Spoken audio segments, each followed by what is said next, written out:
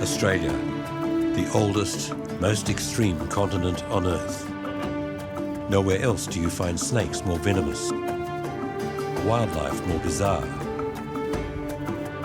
Over tens of thousands of years, people have adapted to this untamed land. They have endured its extremes and gradually learned to love it. From the rich jungle to the red desert to the snowy mountains. But in this vast island of wild beauty, the crowning jewels are Australia's national parks.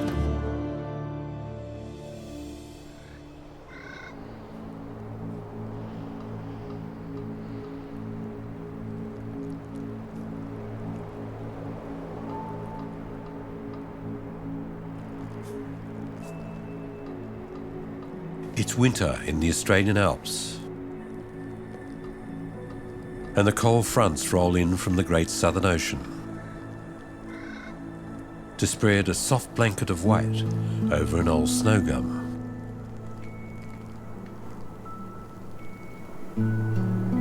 This gnarled and twisted veteran has survived more than 300 alpine winters.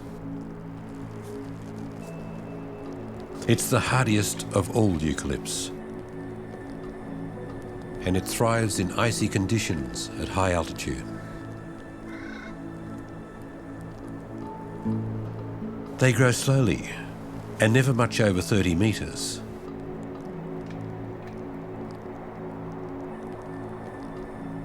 But they carry a heavy burden, which they shed by bending their branches to dump the freezing load. It's one of a few evergreen trees that survives in the snow and ice of the Australian Alps.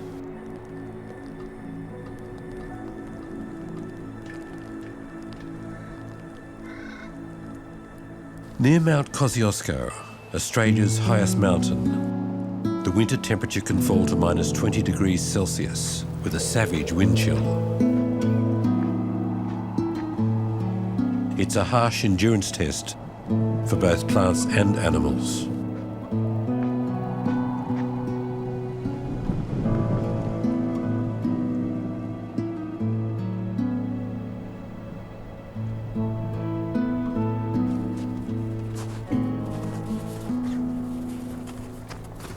While some animals go into semi-hibernation, the marsupial wombat is active throughout the winter.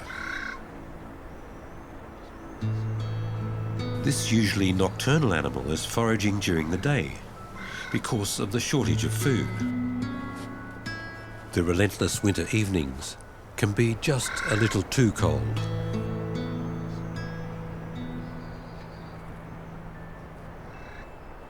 Deep snow cover makes it hard for him to find food. But today is perfect winter wombat weather. Sun shining on his thick fur, snow blanketing his underground burrow, and a thaw that exposes bare patches and running water.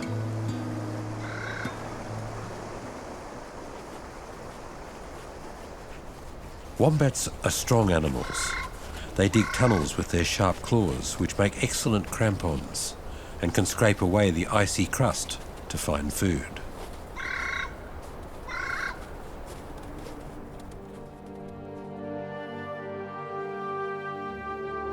The Snowy Mountains, as they are called, are the highest part of the Great Dividing Range, which stretches 3,500 kilometres along the entire east coast of the continent, from tropical North Queensland to Victoria. It is the third longest mountain range in the world. Only this one small section, however, has high mountains and winter snow.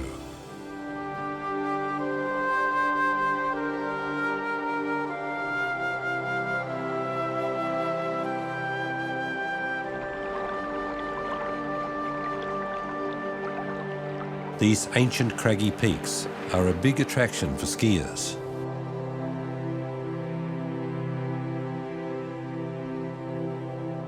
It's not as steep as the European Alps, but it's wide and perfect for cross-country skiing in the wilderness.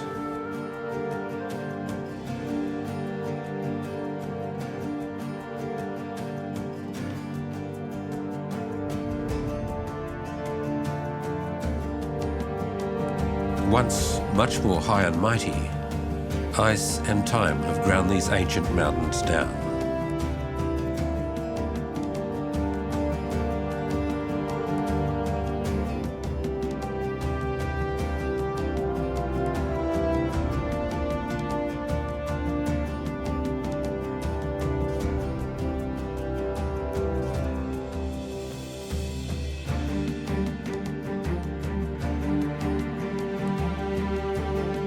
The Snowy Mountains are home to thousands of wild horses, originally brought here by European farmer settlers. In the Australian Alps, they're affectionately known as brumbies. It was this high country that gave birth to the legend of the man from Snowy River.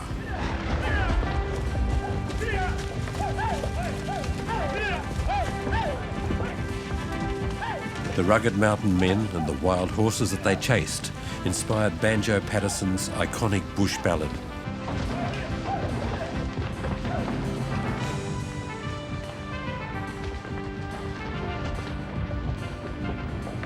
Generations of Australians have since been raised on this tale of outback courage. It's part of the national folklore.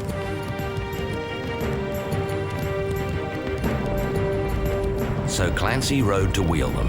He was racing on the wing, where the best and boldest riders take their place. And he raced his stock horse past them, and he made the ranges ring with the stock whip as he met them face to face. Then he halted for a moment while he swung the dreaded lash. But they saw their well-loved mountain full in view, and they charged beneath the stock whip with a sharp and sudden dash, and off into the mountain scrub they flew.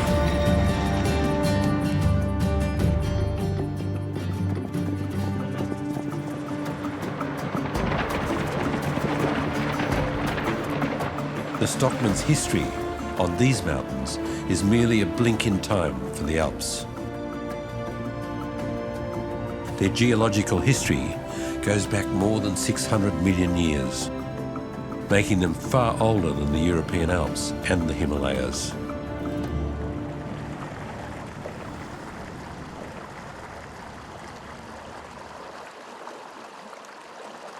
By the end of September, the snow melts and the rivers flow,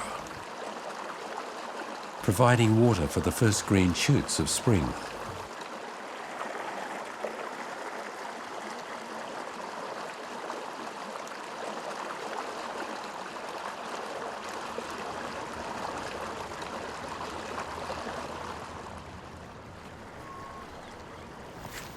The echidna comes out of his winter torpor.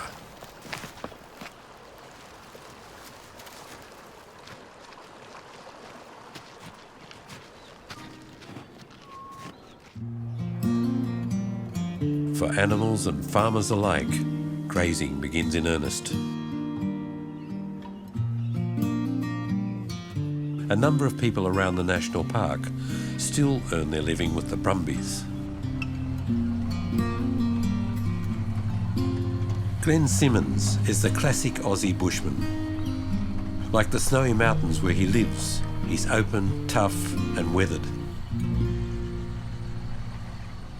Glenn, nicknamed Simo, loves the brumbies. What?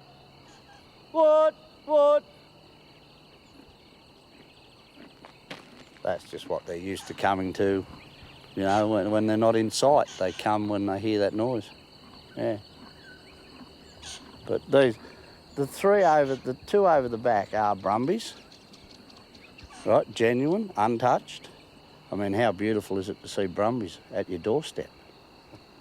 You know, it doesn't get much better than that, does it?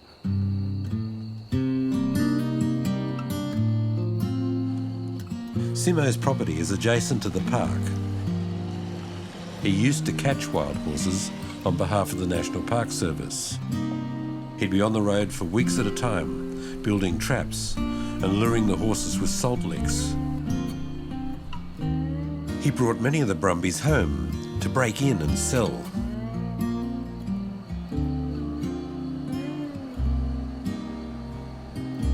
Simo and his wife Julie still have to make a living. So now they've worked out a way to persuade the brumbies to come to them.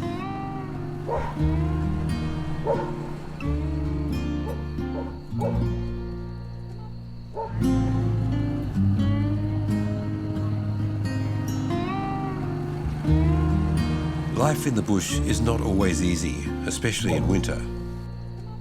But their isolation has proved how much they rely on each other.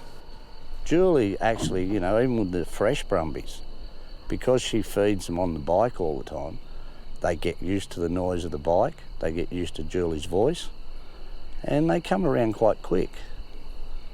Really, I think it's the female thing. The horses seem to love the female attention, they really do. And as far as that little mare's concerned, Julie just feeds her and brushes her and plays with her, and she thinks, oh, this is all right. But whereas when Glenn comes, there's a bit more action, you know. Simo thrives on domesticating the legendary horses of the Kosciuszko National Park. The rugged terrain and its challenging climate means only the fittest and strongest animals survive.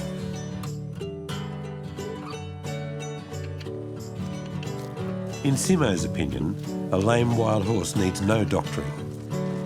Just regular running exercise will soon see it right.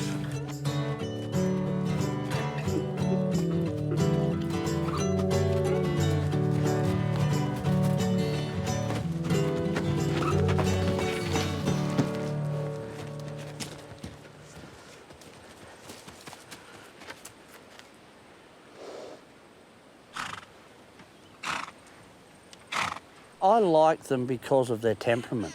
You know, their temperament is always so gentle, and, you know, they might act like they're wild first up, but once they're really caught and broke in, they become very quiet. Simo and Julie run a website where people can find brumbies for sale. Some of these hardy specimens are especially suitable for children to ride. He hasn't done too bad, you know. He's done great. He hasn't done anything wrong. Not yet. She's the type that we break in for kids, but, you know, that takes 18 months, 2 years to get them guaranteed quite enough for kids. As much as they become friendly quick, you know, it's teaching them all the things that kids will do. Walk up behind them, want to give them carrots and bread, and really sort of teach them just to be kid-friendly. I just want to adjust that down so it's not too tight in his mouth to start with. It's way too tight. Tell him how good a horse he is. Oh, you're a good horse. Little champion. I'll call you Toffee. Sweetest Toffee. Good boy. Shed. He and Julie live simply in the bush. They have a generator for electricity, bottle gas, and a water pond right at the front door. In remote rural Australia, most people live like this. Got a coffee made. Yeah, love one. They've raised their 3 children here, and 2 of them have families of their own now. Thank you. You're welcome. I'm sure they'll take it. That'd be good. Well, that's a brumby that just comes into the salt. He's just wandering around on his own. He's just a young brumby stallion. Hasn't got a mob. So he's just a bachelor at the moment. So he'll eventually get older and get a few mares and get his own family.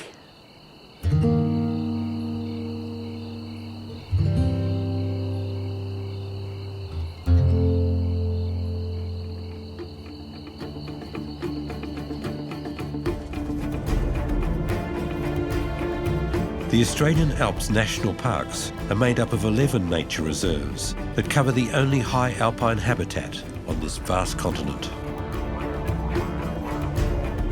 But the endemic plants have not evolved to cope with the hard hooves of introduced grazing animals such as horses and cattle.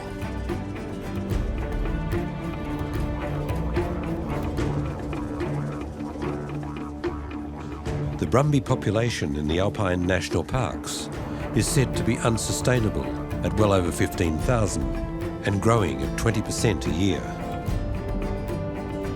Brumbies' hooves damage the sensitive mountain terrain. The results are severe erosion and the destruction of rare plant habitats. The treeless slopes of Mount Kosciuszko are particularly vulnerable, with only a thin and fragile soil cover. In 2003, the Parks Administration was forced to intervene. Brumbies were shot from helicopters.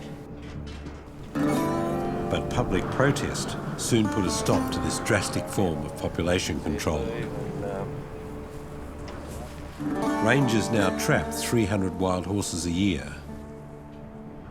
They erect temporary pens and bait them with salt licks, hay and molasses.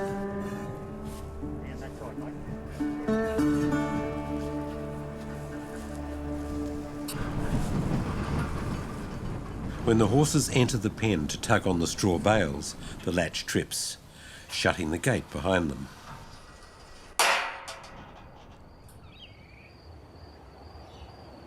When the alpine pastures are free of ice and snow again, the eastern grey kangaroos return to graze. They can grow to be almost 2 metres tall and live in large mobs in the most inaccessible parts of the park. They raise their joeys in the pouch for 9 months. The big males can weigh up to 90 kilos. These magnificent animals can jump up to 6 metres in a single bound and travel at more than 50 kilometres an hour. And they have enough endurance to travel for hours. Amphibians also emerge in spring. Found only in the Alps, the rare corroboree frog is named for its markings, which resemble Aboriginal body painting. But unlike most frogs, it doesn't jump, and it doesn't swim. Sadly, the exceptional corroboree frog is on Australia's most endangered list.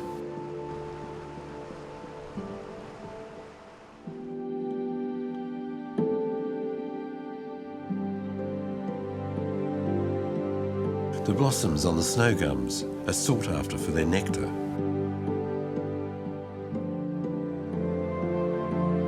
Many birds also return to the mountain forest when spring arrives, to feed on the bush flowers and insects. The sulphur-crested cockatoo is a large and versatile parrot, common throughout eastern Australia. The beautiful gang cockatoo, however, is not so adaptable. Its numbers are in drastic decline. New Holland honeyeaters arrive for the spring flower nectar.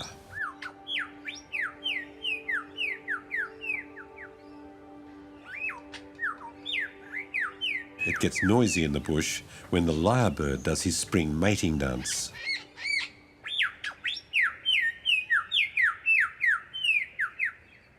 This almost flightless bird is one of the most remarkable creatures in southeastern Australia.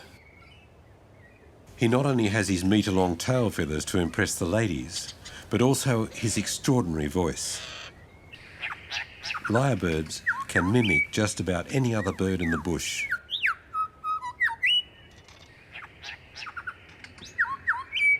They can pass this mimicry down through the generations. In modern times, lyrebirds have been known to impersonate car alarms, chainsaws, and even mobile phones.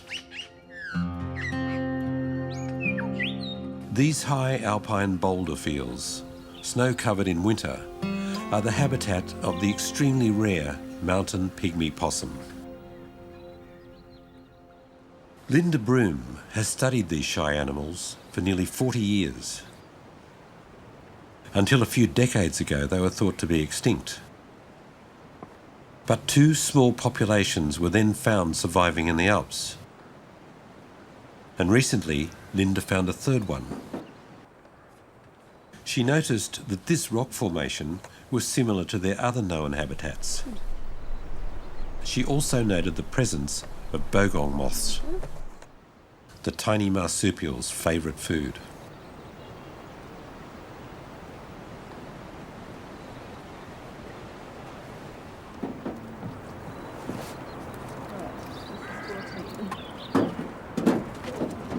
Linda and her assistant put out traps, padded with soft material and baited with walnuts. Possums like to be under the shelter of rocks, where the bogong moths are. The bogong moths accumulate in these areas, so we put the traps in a little space where the possums are running through the boulders at night, and they come upon the trap. And the walnuts actually taste and smell a bit like bogong moths, which is why we use walnuts. So we put those in the traps and put the little trap down a hole where the possums might be running, looking for moths. And we hope they go into the trap. The probability of discovering even more of the rare marsupials in this location increase when she also finds their favourite food plant. This is mountain plum pine. It grows on the rocks. It's actually a pine tree, and it has little green seeds. So what the possum does is hold the seed in the corner of its mouth and cut the seed across the middle. But a bush rat will hold the seed in both hands on each side of its mouth and use its front teeth to cut the seed lengthwise. So you can tell if you pick up the seed husks from the ground whether a possum's eaten it or a bush rat's eaten it. Bogong moths are attracted to lights at night. Linda installs a trap to try and find the size of the moth population in this spot. Linda is one of only a few scientists who have closely studied this rare marsupial possum. Her work has had one or two surprising turns. I used to tell my students and volunteers they taste like walnuts, and they said, "How do you know?" And I hadn't actually tried them, so then I had to live up to my words and taste them. We did a cook-up that night, and we made a stir-fry of bogong moths, and they do taste like walnuts, very oily. But I pulled the wings off, I couldn't eat the wings.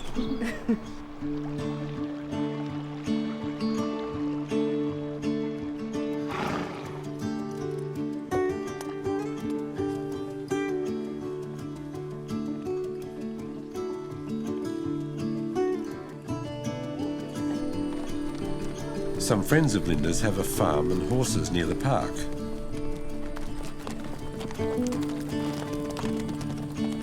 Linda takes every opportunity she can to get out into the countryside.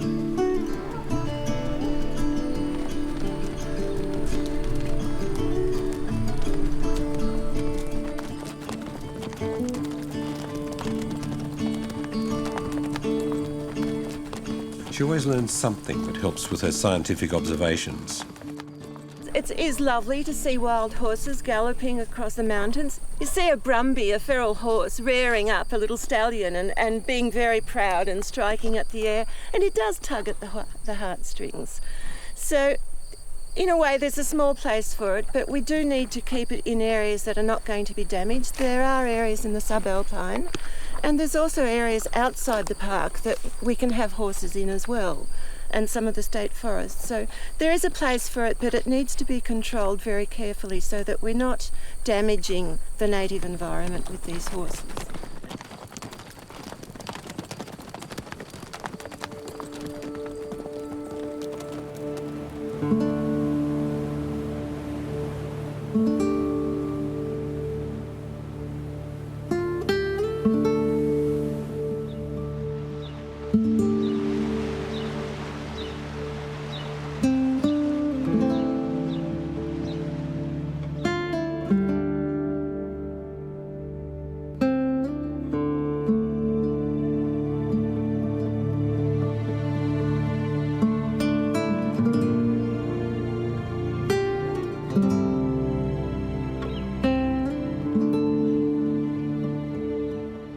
During the brief alpine summer, these montane grasslands become a glorious carpet of rare wildflowers.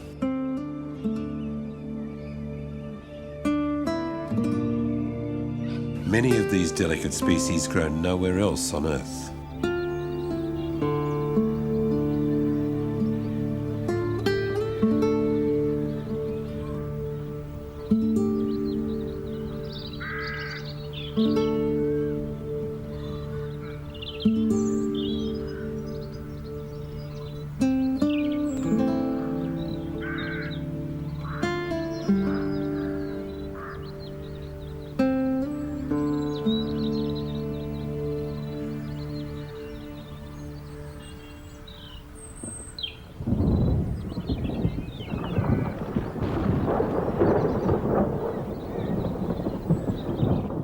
The summer heat also produces violent thunderstorms in the mountains.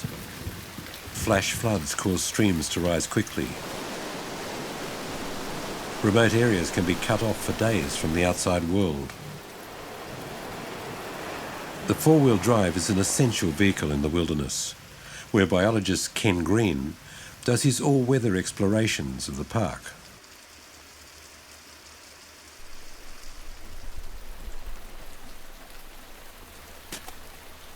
This is more like the weather I'd expect in April, but having said that, I've been doing this now regularly for the past 15 years, and I think this would have to be the wettest February that I've ever done it for. So usually I'm complaining because it's too hot, too dry, there's too many snakes, too dusty, the animals are getting stressed in the traps because of the heat, whereas today it's, yeah, you get that on big jobs. Ken set his traps in the bush 2 days ago. The animal he's looking for is a marsupial rat. This one's a broad-toothed rat. I've just checked it. It's an adult by the looks of it. And so I'm just going to get it into the bag. Being a rodent, they can give you a bit of a bite. And come on, matey. No, go the other way. Dan's not behaving. Due to Ken's work, the broad-toothed rat is one of the most closely studied rodents in Australia. Fossil evidence indicates that this animal originally lived throughout the whole eastern half of the continent, although it prefers cold winters and wet summers. This suggests that the climate in this notoriously hot country was once very different. And I've now got the animal in a grip where it can't actually bite me. Now this is a female. Now she's behaving herself quite nicely. With the drying and the warming of the continent, these animals have become restricted to basically fairly, the cold, wet sites. So this is the ideal conditions for them. And they're slow, fairly gentle animals. They get eaten by foxes, and things are getting warmer and drier, so they're definitely under threat. Now she wants to go, and she's off. Ken's yield is unusually poor. It seems that the weather is too wet, even for the broad-toothed rats. But he still has to check his 40 traps every 2 days. The animals can't survive in them any longer than that. He finds a surprise guest, a female marsupial mouse. The males, by this time, have all died of exhaustion after the rigours of the mating season. With this weather, there's probably not as many as I would have expected.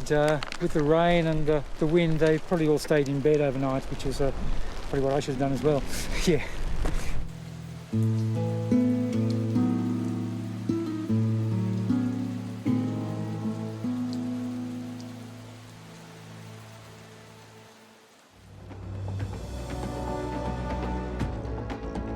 The Australian Alps date back to the time of the breakup of the supercontinent Gondwana. It divided into Australia, South America, India, Africa, and Antarctica. An enormous volcanic magma bubble raised the Earth's crust to form a giant plateau, which then collapsed in the middle. One part sank into the sea, but one edge of the escarpment was preserved as the east coast of Australia. After breakup, the Gondwana continental landmasses then ground together, causing further violent uplift. But that jagged new mountain chain has since been sculpted by wind, water and ice over a geological age. the Aborigines inhabited the valleys along the riverbeds. Every summer the tribes met on the high peaks to feast on the bogong moths. They drove the insects from the caves with smoke, then turned them into protein-rich flat breads that sustained them for months. Among the rounded granite boulders of the mountains, this miniature kangaroo feels right at home. Yellowfoot rock wallabies can jump up to 4 metres and were once hunted for their beautiful fur. Today, they are at the mercy of introduced foxes and feral cats. In the Australian alpine region, they live in small scattered groups of up to 20 animals.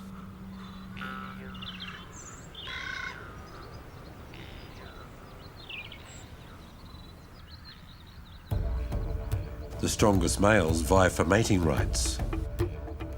They are notable for spectacular aerial combat, which alternates between play and deadly earnest.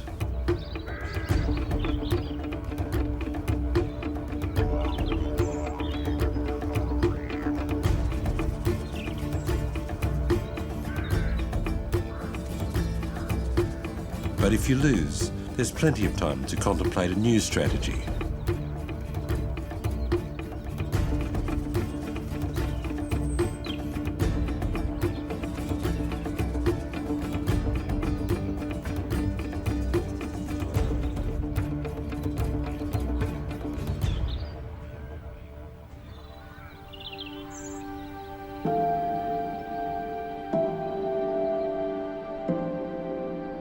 A warm, early summer evening. But at night, it's still cold.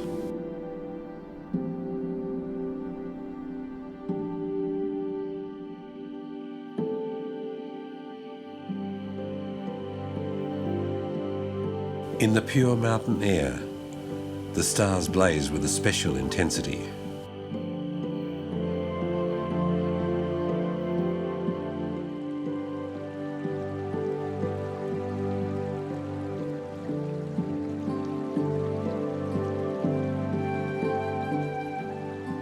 The melting snow brings plenty of water to the meadows. The lush wild grasses provide a feast for wombats. These are the most serene of all marsupials. They would seem an easy target for predators. Their rear is protected by thick hide and fur, but their claws are deadly for frontal attack. The alpine pastures are good grazing for horses too. But few wild brumbies are lucky enough to fall into Simo's gentle hands. He's just finished training a new bunch of horses, and now it's time to find them homes. A mother brings an eager young rider to meet his new pony. How are you? Good. Good. Glenn, Carol and Jaden. Hi, how you going? Kel, Jaden, Glenn. how are you? This is Goliath. Hey, Goliath. A nice little pony, isn't he? You reckon you could ride him? Yep. You could. We better put a saddle on him well and see if you can. 9-year-old Jaden is already a keen horseman. Now he's about to ride his very own Kosciuszko Brumby for the first time. I'll get you on, and then I'll get on that other little mare, but she's only been rode a couple of times, so you'll just have to watch her a bit. Yep. Ready? Go! Sit. Ready. Rein. All right, you just have a little ride round on him, see how you get along with him, and I'll get my one ready. All right, you feel good? Yep. Take your time with him till you get the feel.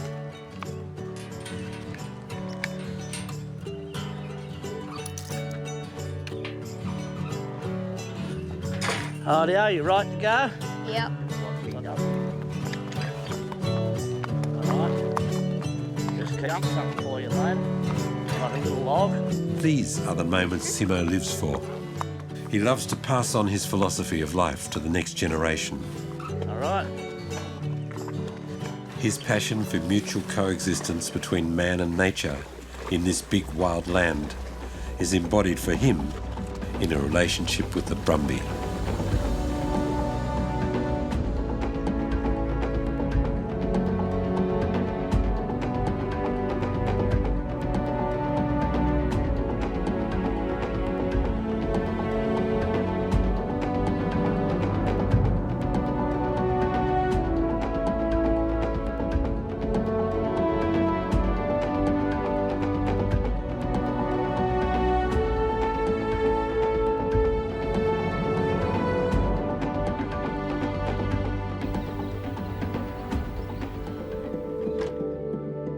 The pygmy possum is the only marsupial that stores food for the winter.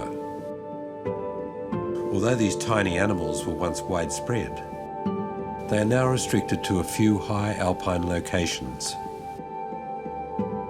Yet another casualty of habitat destruction and feral foxes and cats.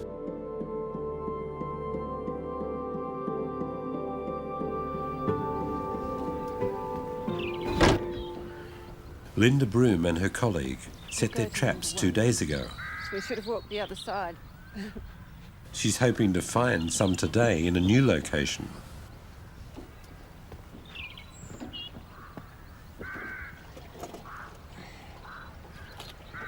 It's number 15. Possum. Looks like a bigger one too.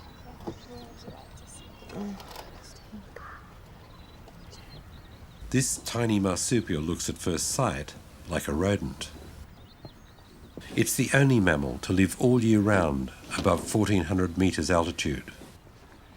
It's an icon of the Alps because it's the only animal that's restricted to above the snow line in Australia. It's very specialised. It feeds on the bogong moths, which migrate here during the summertime and leave for the winter.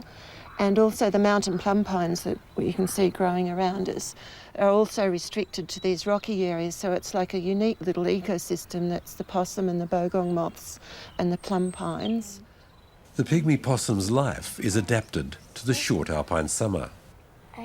The female produces a litter of 6. They leave their mother's pouch after 2 months. Then the offspring are on their own, with only a few more weeks before the start of winter.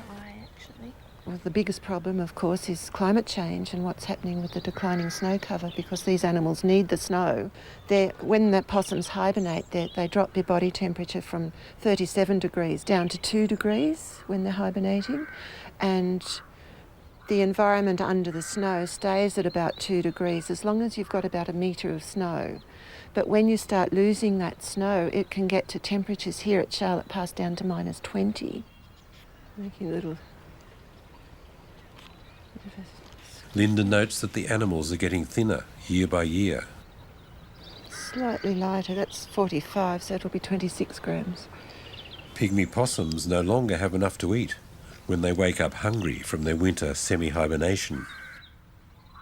With less snow and shorter winters, the snow melts before the bogongs reach the mountains. So the possums are dying of malnutrition.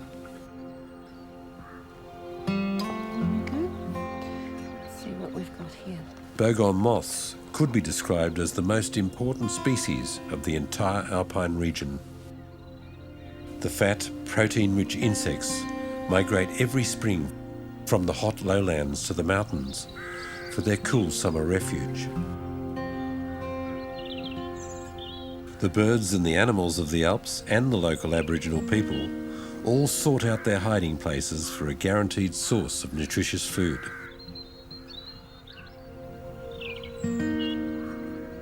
Park biologist Ken Green spends both summers and winters in the mountains. He knows the whole region better than anyone. Well, basically, once you come sort of out of the Himalayas, coming south, there's really not much until you get to New Zealand in terms of mountains that support snow. So I think that's the main thing about these mountains is, so suddenly in the lowest, flattest, driest continent on Earth, you have plants and animals that have to be able to adapt to snow. Ken climbs a steep hill above Dead Horse Gap.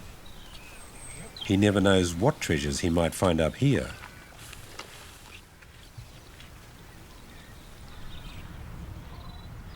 with many rocky crevices, this is typical habitat for bogong moths. A striking arrangement of jagged rocks catches his attention.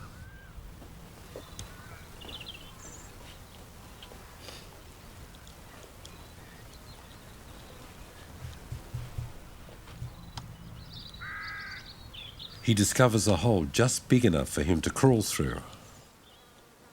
I just have this thing where I tend to crawl into holes. If I see a hole in rocks, I tend to crawl in and see what's there. So this was just one of those many cases.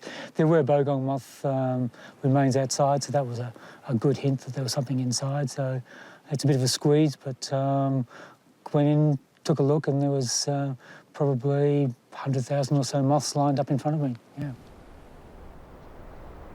Bogong moths generally shun daylight. They spend their days resting under large, cool rocks before swarming outside at night.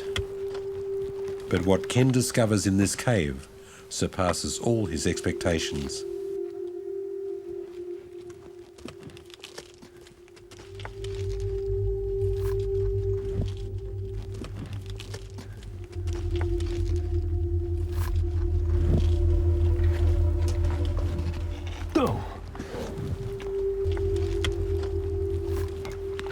Bogong moths cover every inch of the cave interior.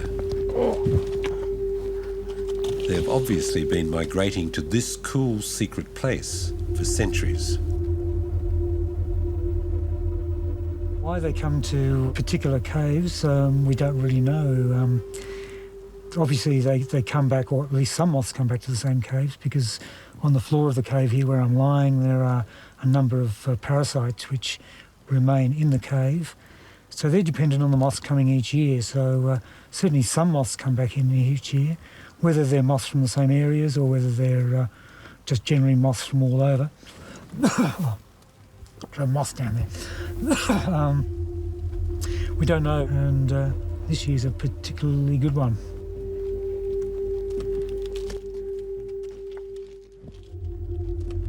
The bogong moths are enormously important to the ecological balance of the entire alpine region.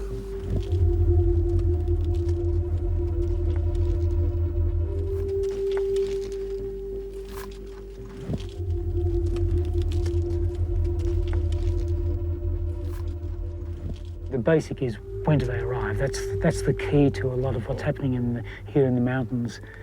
And so each year I record the earliest date of arrival, and then I come up here to look at them and just to see roughly what sort of numbers we've got.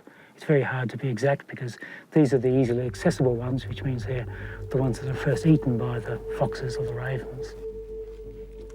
A significant problem is that the moths bring farming pesticides from the lowlands in their bodies. As the most concentrated source of protein in the Alps, the moths spread these poisons to almost every level of the food chain. Ken Green has been tracking this disturbing development for years.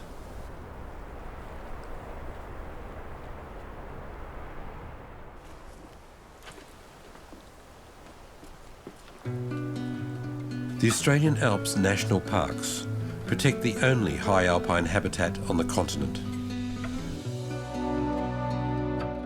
The many large rocks offer good hiding places and protection from the cold for animals and insects.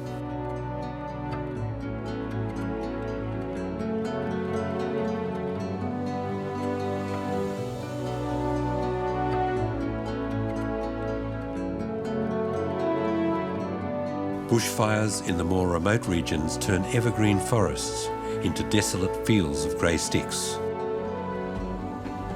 Fire has been one of nature's cyclic events in this habitat for millions of years.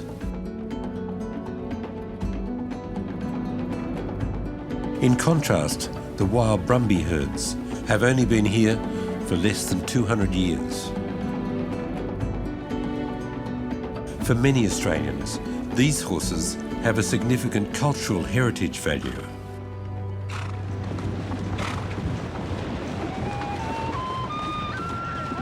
The brumby is related to the 136,000 horses that were sent to the Great War on behalf of Australia Only one of those horses came back.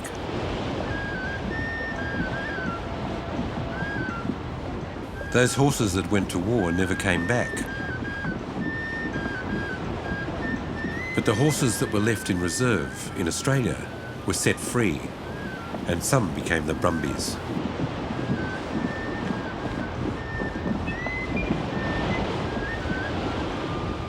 Some people argue that Brumbies deserve the same level of recognition and protection that native marsupials, birds and insects receive.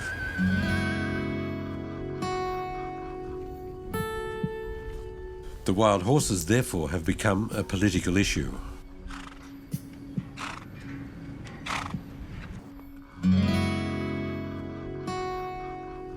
The trapping program may be more acceptable to the general public than mass shootings from helicopters. But an annual reduction of only 300 Brumbies, whether they become pets or pet food, is only a fraction of the yearly increase in the size of the overall population.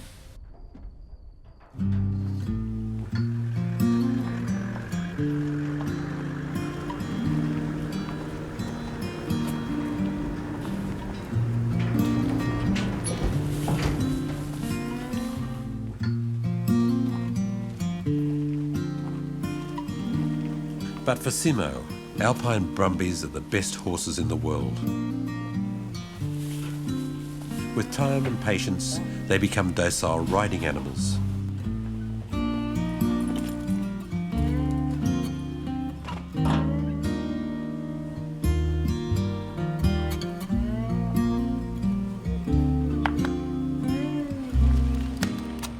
Simo could not be happier with his life. And why would you not want to live on the edge of a national park? And it's got so much to offer, especially Cozzy. I mean, it's such beautiful mountains, beautiful terrain, you know, all the rivers. I've thought about it, but I don't want to be anywhere else. Why would I want to be, you know? No, I don't want to be anywhere else. I travel a bit and I see a lot. But no, my little part of the world's pretty unique in this little corner. So yeah, I've got it pretty good. Probably another month or so. From now on, the nights will grow steadily cooler. And then the first frosts and snow will come. In the only part of Australia that can really be called alpine.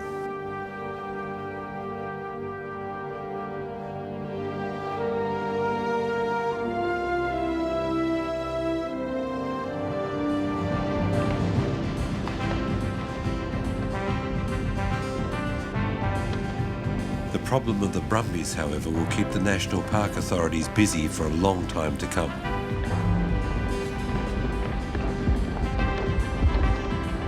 Most people doubt that it can ever really be solved.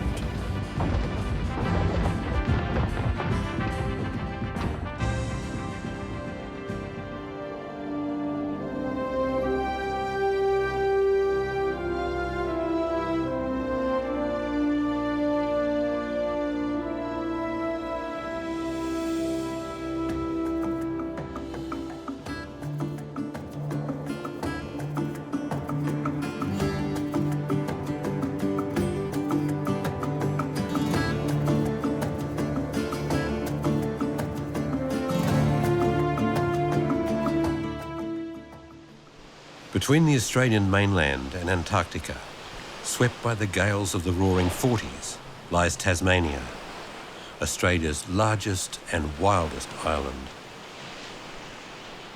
Even in midsummer, the strong westerly winds that encircle the Antarctic can bring storms and sometimes snow. But this island stands resolute like a fortress against the ravages of time.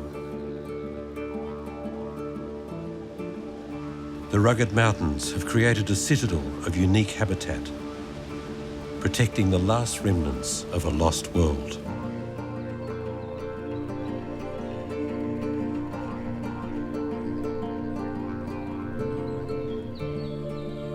Tasmania took shape in the tectonic rage that wrenched Australia from the supercontinent of Gondwana 45 million years ago. More than 1/3 of Tasmania is dedicated to national parks, registered as UNESCO World Heritage Sites.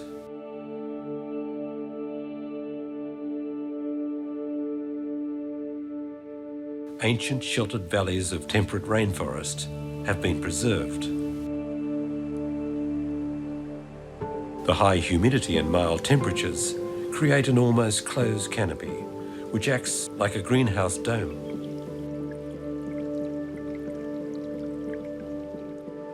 It's a magical world, a dream in green. But when the sun goes down, it can seem like a nightmare, as it echoes to the sounds of weird creatures. Here in the primeval forest, it's as if the evolutionary clock stood still, and around it developed some of the strangest animals on the planet. An egg-laying mammal with a duck's beak, a four-legged carnivorous kangaroo with a face like a dog and stripes like a tiger, and the devil himself, a flesh-eating marsupial with the scream of a banshee and the appetite of a vampire.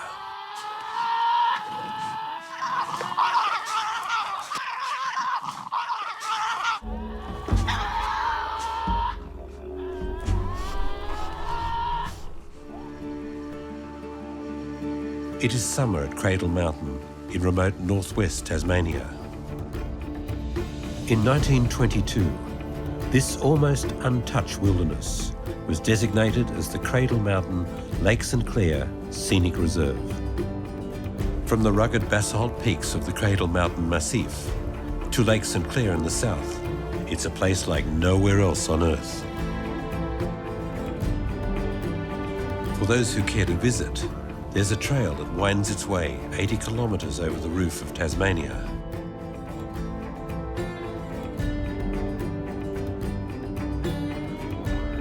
This is one of the world's great treks, through mountain heaths and moorland and into the dense forests.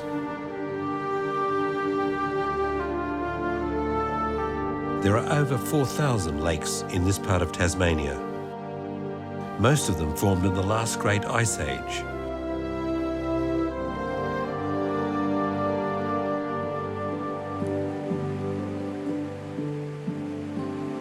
An average annual rainfall of over 2 metres maintains a rainforest supporting the ancient biota of Gondwana.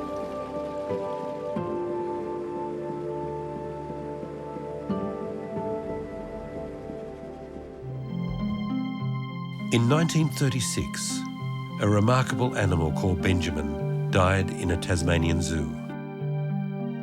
Despite the name, she was actually a female. And although she looked like a dog, she had a pouch for her young. Benjamin was a Tasmanian tiger, or thylacine. At the time of European settlement 2 centuries ago, there were thousands of thylacine on the island state of Tasmania. Sadly, Benjamin was the very last known of her kind, extinguished by bounty hunters after 4 million years in this land. This is a wild and inaccessible wilderness, the domain of the unexpected, the extraordinary. Some might even say unearthly. You may even encounter the devil himself. If you stood here at this spot 10 million years ago, you might have been stopped dead by the same scream that pierces the forest tonight. When the first white settlers came here 2 centuries ago, they agreed it was the cry of the devil, and the name stuck. Until about 600 years ago, devils inhabited all of Australia. Today, they live only in Tasmania. And even here, they are fighting to survive.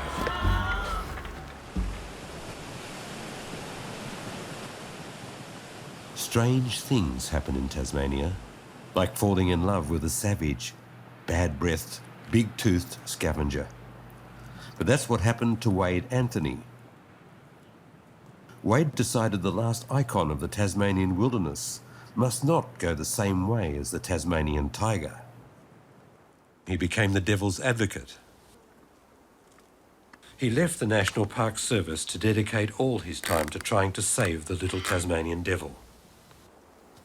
These are bones that have been crunched by a Tasmanian devil and cleaned up by a Tasmanian devil. These are the leftover of rufous wallaby leg bones, and you can see this is a jawbone of a rufous wallaby. Now, a rufous wallaby makes up a fairly primary diet of the Tasmanian devil. So we know that devils, you can see that there's it's an active game trail by the markings on the ground and obvious evidence of the bones. So devils are moving through here, and we will locate a camera on the tree just beside the game trail, and we should be able to pick up photographs of devils. On the way home, Wade gets a call to tell him that a devil has been hit by a car. At night, they frequently scavenge roadkill, which saves them from hunting live animals. But sometimes they become the roadkill.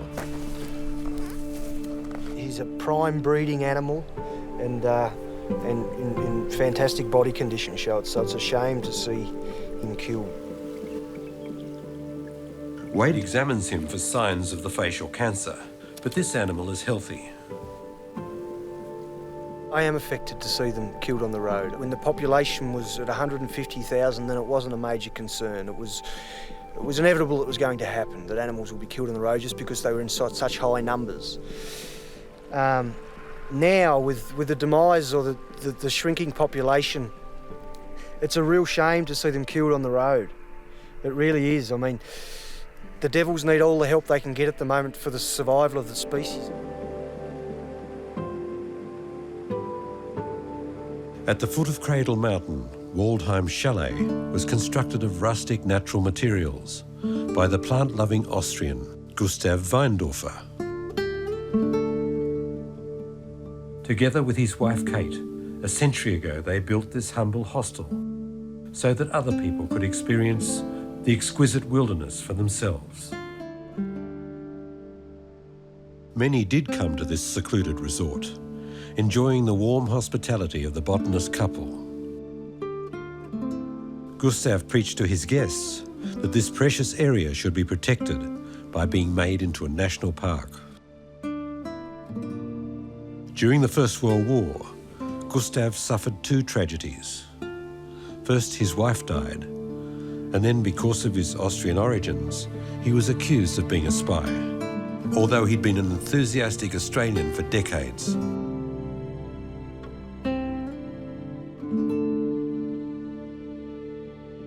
Weindorfer was vindicated when he learned in 1922 that at last the area between Cradle Mountain and Lake St Clair had been designated as a national park.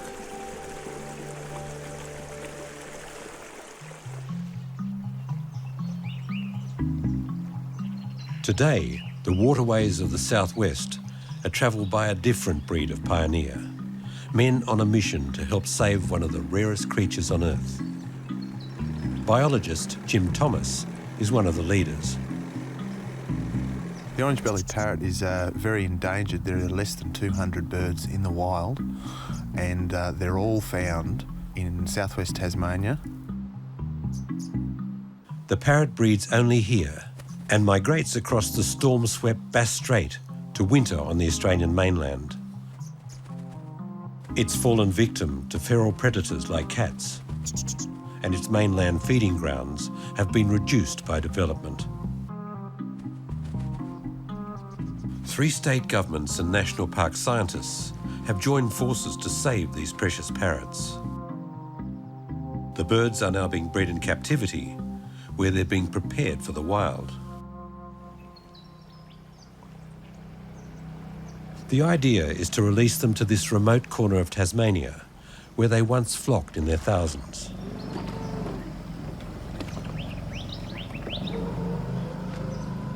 Today, birds will taste freedom for the first time, although it's not quite that easy. For several weeks, they've been acclimatising in one of the world's most remote bird cages, and now it's roundup time.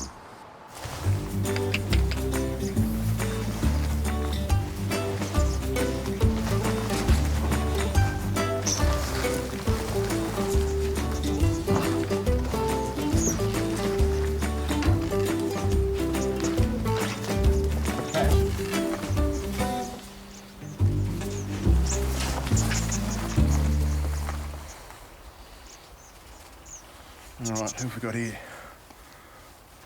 He's really well coloured up. And look at that orange breast. He's black W, so he was bred in Tasmania. The little parrots are tagged, so their movements can be tracked over the precarious journey ahead.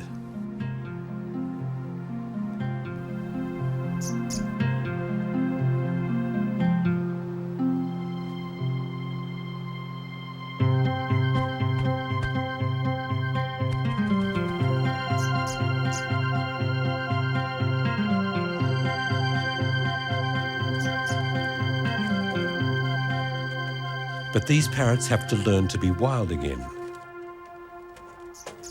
Feeding tables are provided until they learn how to find grass seed for themselves.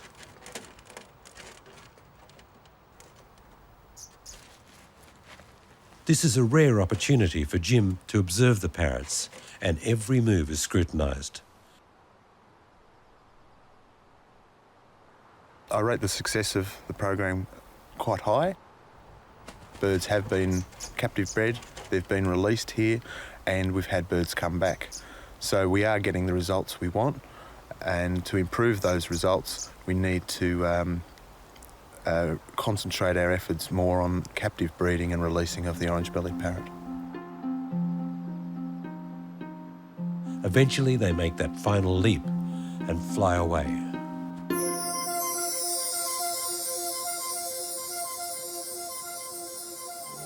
While the orange-bellied parrot struggles to survive, so does the cranky little Tasmanian devil.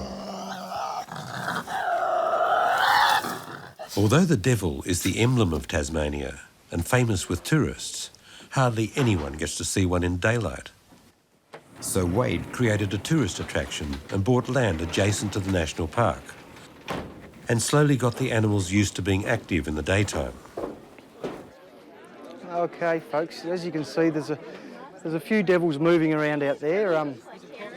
These guys are primarily a nocturnal species in the wild. Well, in the wild, they're, let's say, fully nocturnal. So most people don't get to see them in the wild because of that reason. Wade handles the orphan devils until they become tame, like little Aussie, who has become the star attraction at the Cradle Mountain Devil Park. A fearsome, carnivorous beast is transformed into a cute little animal that you can touch and pet. So this little guy, his name is Aussie. Like the Tasmanian tiger, devils were hunted by farmers because they suspected them of killing calves and lambs. They became protected not long after the Tasmanian tiger became extinct. In proportion to its size, the Tasmanian devil has the strongest jaws in the entire animal kingdom. Probably 8 or 9 is the maximum size they reach. It's an eating machine and can consume 40% of its own weight in half an hour. Devils are a solitary creature. In the wild, they live on their own, but they are a social feeder. So they're an opportunistic feeding animal. So if one devil makes a kill or finds a carcass, pretty soon another one's going to smell it or hear devils squabbling over it, and there'll soon be more than one animal feeding on it. You've probably heard that devils are an aggressive animal. They're not particularly aggressive, they're just highly competitive, and as I said, it's generally for food or the right to mate. As a young boy, I grew up with Tasmania's wilderness as my backyard, and my father used to take me out every weekend. We would go camping, either fishing or bushwalking, camping, as I said, and we would come across a lot of different animals that lived in Tasmania and a lot of endemic species. So I soon realised that, you know, Tasmania was quite a special place and we had a lot of wonderful things here.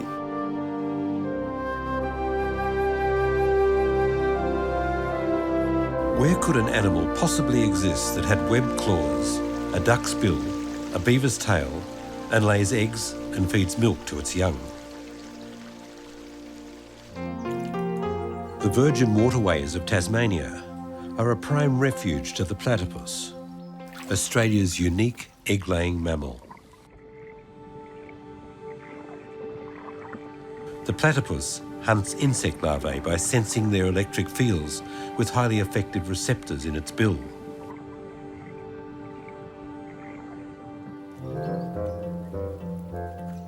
When the first specimens of the platypus arrived back in London in the late 18th century, they were declared hoaxes.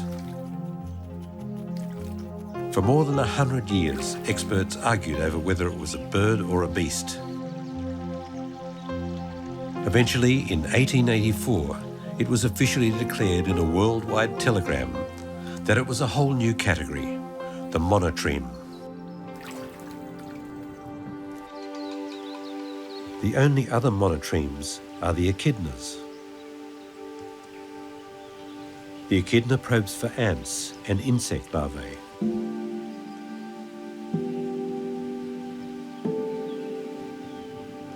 Both these monotremes have thrived in Tasmania, where they remained isolated from outside influence.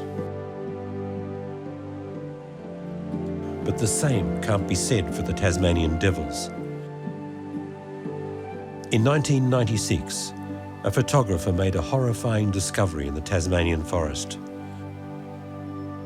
One picture he took showed strange areas of swelling around the mouth of a devil, the symptom of a contagious disease now known as DFTD, devil facial tumour disease. A devil task force was established to try and get a picture of the progression of DFTD. The devil population that recently was so numerous has been reduced to the status of an endangered species.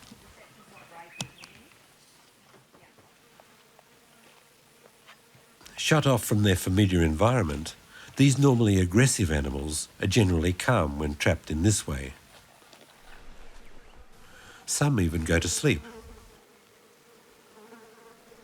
Team leader Samantha Fox handles the wild animals with great care. Get on the side. 982. Noise upsets them, anything that they're not really sure about.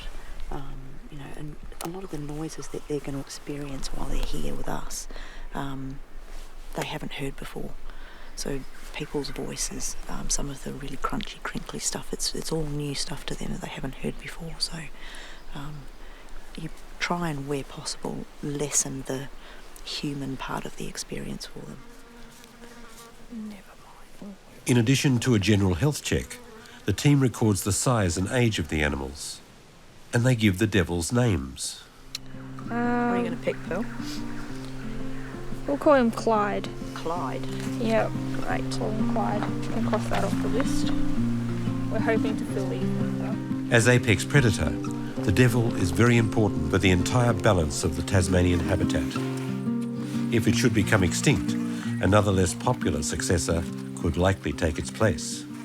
I guess one of the pressing things that people are most worried about in Tasmania is the presence of the fox.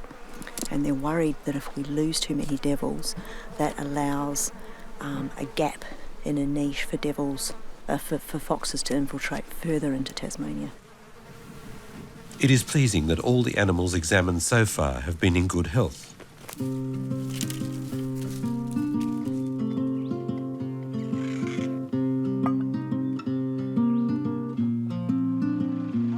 A quick picnic lunch and a phone call from the only place to get mobile reception. They are back at work.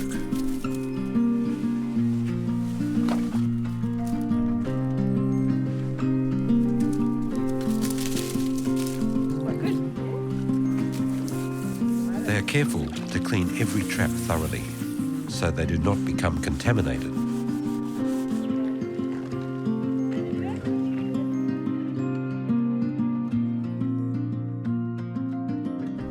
And then case number 35. They've caught a good, strong female. But when Sam looks in her mouth, she is devastated to find a small swelling on the fixed palate. This devil is infected. We take an average of 3 for each. So I'll hold the lip open if you can take the measurements and give them to Pearl. They take samples for analysis. The cause of DFTD is now believed to be related to a single infected female. But the cancer has spread because of lack of genetic diversity in the small devil population. This is probably a little further into the site than I was expecting it to be, but you know, it's very hard to tell. You can't, it's not really a case of expectation, and that's, you talk about a disease front and you sort of think that it's going to be, a lot of people would imagine that when you talk about a disease front, it's going to be a straight line and it's moving across the state in a straight line, and it's never going to be like that. It's going to be highly variable depending on habitat, on abundance of devils, on a whole lot of other things. After the examination, Sam releases the female, revealing the wounds from the constant battles that many Tasmanian devils suffer. Scientists believe that the devils transmit the disease by constantly biting each other when eating and mating. Whatever the cause, the disease has spread remorselessly through the devil population in less than 20 years. And so far, nothing can be done to stop it. It's predicted that unless the spread of the disease is stopped, extinction in the wild will occur within 35 years.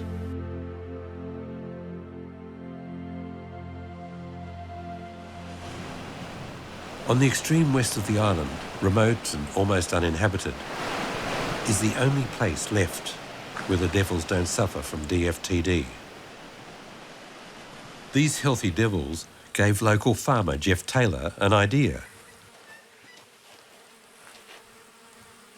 And now people come to this region just to dine with the devil.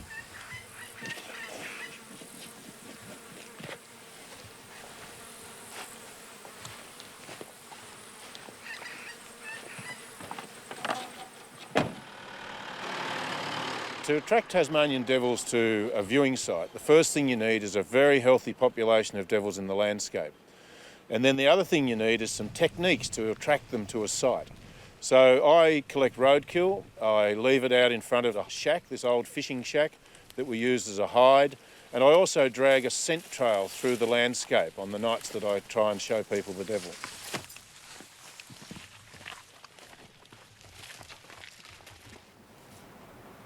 Jeff opened his Devil's Beach restaurant 5 years ago for this uniquely Tasmanian dining experience.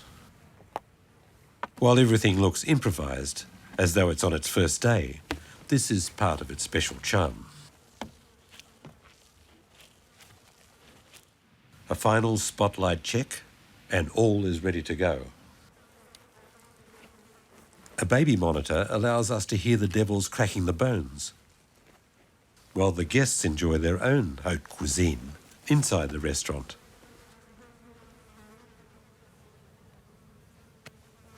I never expected when I started showing people Tasmanian devils that I would become fascinated by them. I'd had a farmer's view that they were a stinking filthy animal.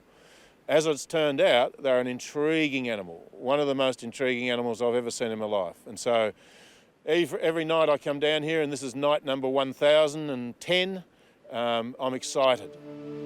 The Devil's Restaurant caters for both humans and animals. The first guests arrive at sunset.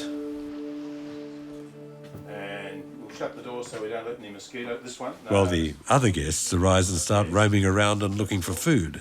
We'll keep the light on for a little while, but then later on we'll have a candle and we'll watch through the window and turn everything down low. Okay, take a seat. I need to check my lights and things. Here's some reading material. While inside, the humans enjoy the fine aromas of French cheese, Italian bread, and Australian red wine. Outside, a dead wallaby radiates its own seductive aroma. Some guests come back for a second visit. We came here 8 years ago, and it was in a guidebook that we... From 8 years ago? From 8 years ago, which we were rereading prior to coming here for this visit. And we saw like it a there. week before we left, and I thought, wow, that sounds fantastic. We researched it a bit and looked at it and then called. And very similarly, happily he was going out. It was the right night. We called 2 days ago and it was perfect. Suddenly, a crackle comes through the baby monitor.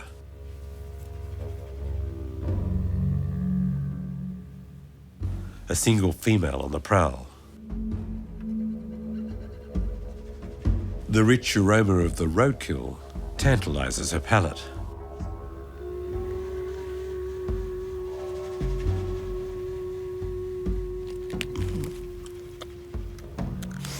While the devils may prefer dining alone, their raucous appreciation of the meal soon attracts other guests.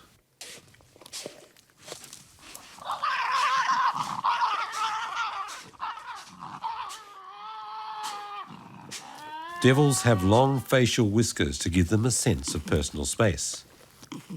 As long as everyone keeps their distance, they can gorge quite happily in a group. But when whiskers brush, all hell breaks loose. Tempers fly and fangs tear into live flesh.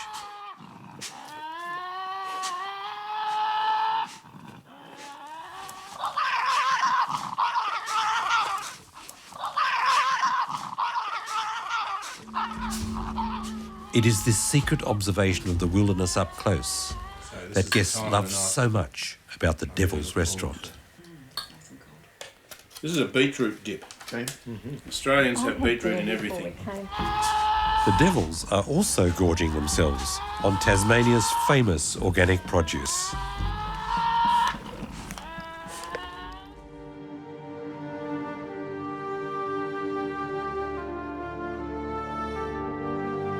If the Tasmanian devil was to disappear from the forests of the island, there is only one other endemic predator that could possibly fill its niche. The wedge-tailed eagle, a far more elegant scavenger.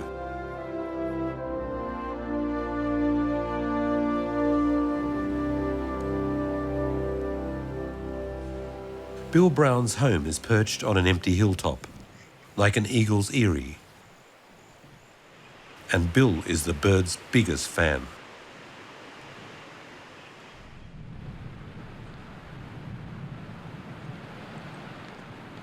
In an outdoor enclosure near his house, he's reared a wounded young female. Bill has prepared her for years to return to the wild, but so far in vain. The updrafts of this windy hill make it an ideal place to teach large birds to fly, but she seems reluctant. Icarus was found when she was about 6 weeks old. Her nest was burnt by a wildfire in state forest in the north of the state, and she was found by some forestry workers, and they contacted me, and she was singed but otherwise unharmed, and I've had her and raised her since then. Bill is dedicated to the education of his eagle. But despite his work, she still retains her wild spirit. Bill is one of the top raptor experts in the country and works as a ranger for Tasmanian national parks. My initial hope was to release her as soon as possible when she would normally have fledged. However, because her feathers were damaged from the fire, her first lot of flight feathers were shorter than normal, and usually young eagles have slightly longer feathers than adults, which gives them a really distinctive advantage when they're learning to fly. Despite all his efforts, Icarus still behaves like the wild creature that she is.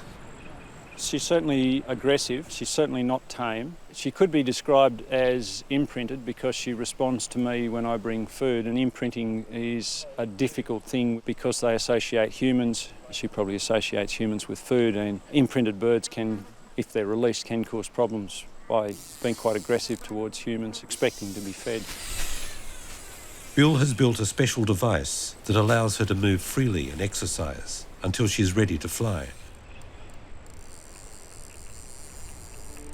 With a wingspan of up to 2.8 metres, the Tasmanian wedgetail is one of the largest eagles in the world. But Icarus's muscles are not used to flight.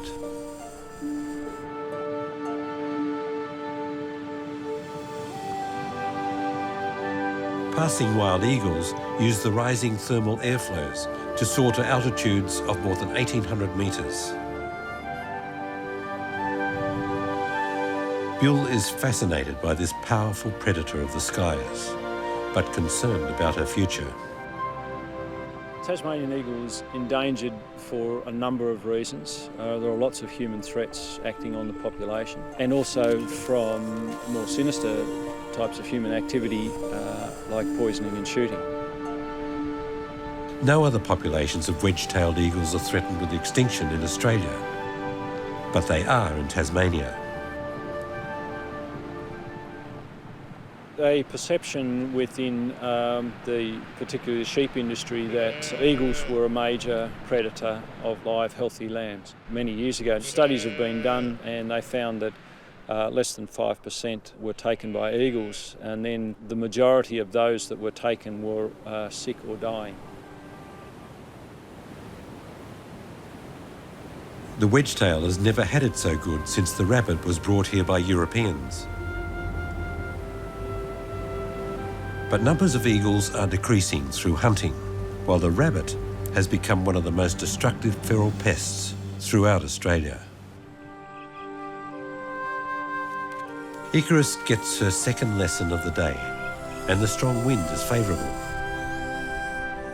She flies at least 100 metres, which for her is a great success.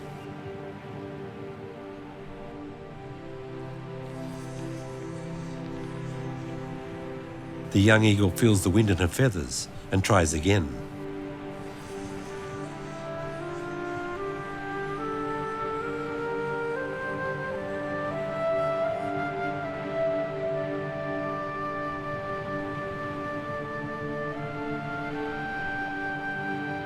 Bill hopes to release Icarus soon. He would love to watch her soar effortlessly up where she belongs with her wild eagle kin.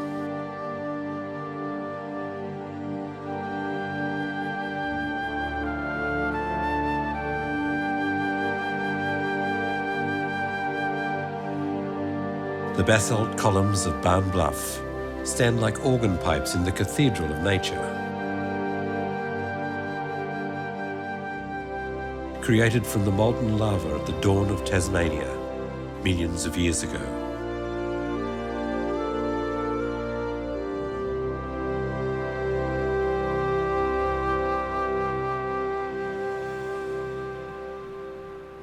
The mountain landscape is the domain of the wombat.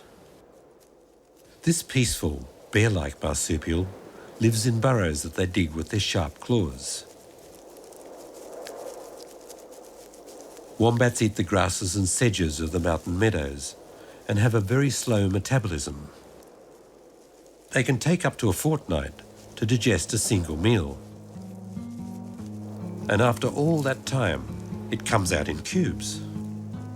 Wherever they go, they leave ample evidence of their passage, treating fences as minor obstacles and marking their territory with their distinctive briquettes. Their natural enemies are Tasmanian devils and eagles, and no doubt the thylacine also preyed on them. But they have their defences.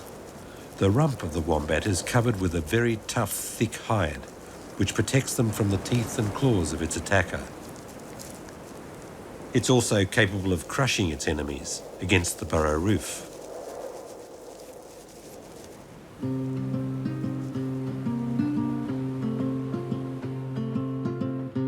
It's spring in the Tasmanian Highlands, baby time.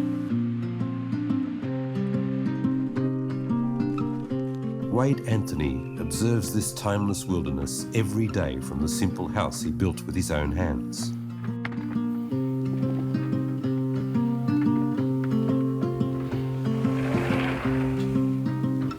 Sometimes he brings wounded animals home. When a devil is hit by a car, the mother often dies, but the little baby can survive in the pouch. Many of these are brought to Wade.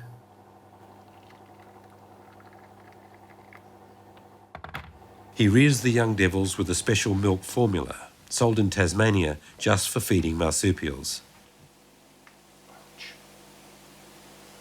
Your little teeth are growing.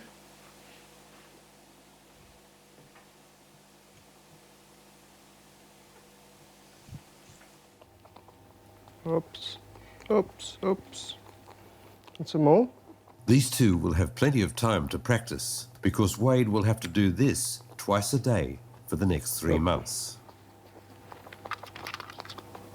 Willem, as we've called him, was found on the edge of the road with his sister next to his mother, which had been killed on the road. Unfortunately, his sister didn't make it through the night, but Willem, he was the stronger of the two, obviously, and he managed to survive the crucial 24, 48 hours. He was brought into us 24 hours after he was found, and luckily for Willem, he took to the bottle very, very quickly. So this was a really positive sign. Once they take to the bottle, then generally speaking, they're away, and you shouldn't have too many problems with them.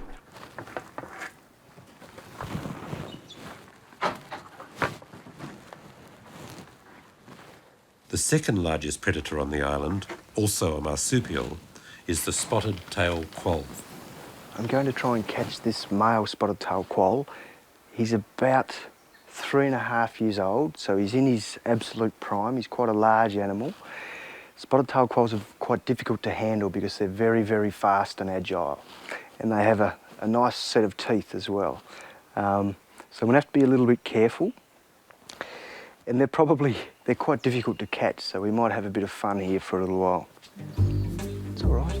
Some species of the Australian mainland quoll are now extinct, but the birth rate in Wade's sanctuary is high and the future is hopeful.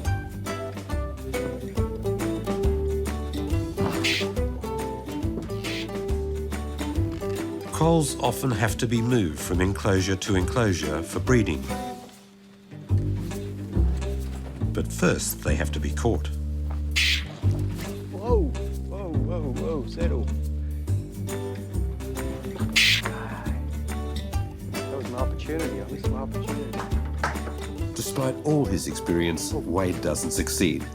He needs help. Spotted tail quolls are the Australian equivalent of a native cat. They tear birds and small kangaroos to pieces with their teeth and claws, and they are excellent climbers.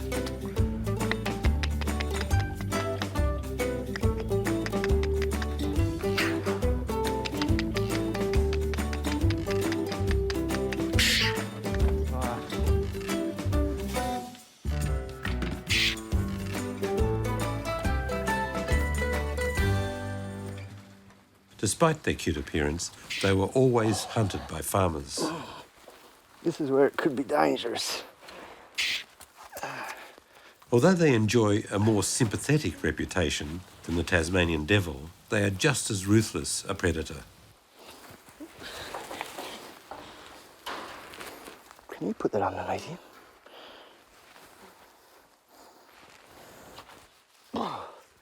We got him. As you can see, they're very fast, very agile, and take a bit of catching sometimes. Thanks, Nicole. For the meantime, I'll place him in this trap.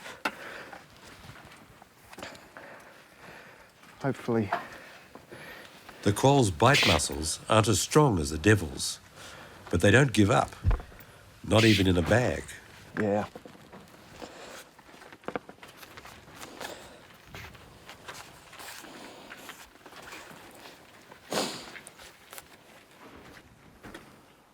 Wade started a one-man company 5 years ago.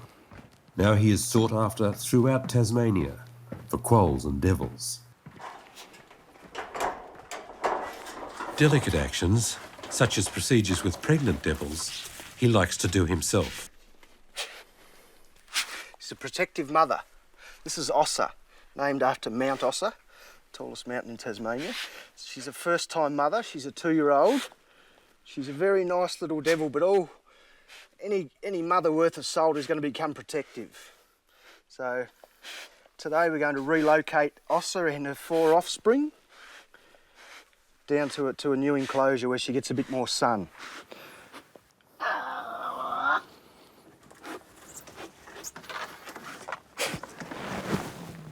Life is not easy for young devils.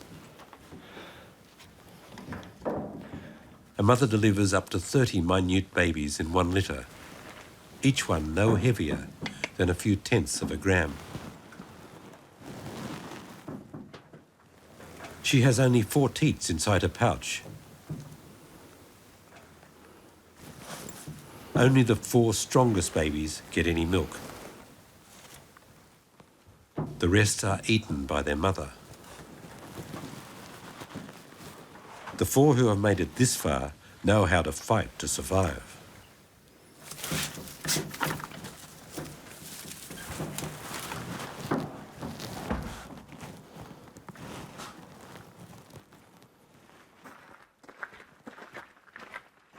Now it's time to put them in an outdoor enclosure.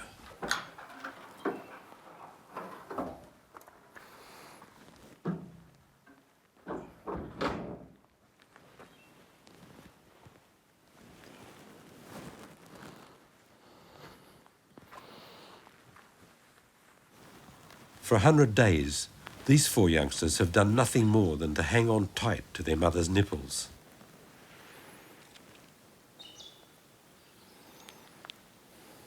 Unlike their cousin, the kangaroo, the young devils will never return to the pouch for sanctuary. Although they will continue to suckle from their mother.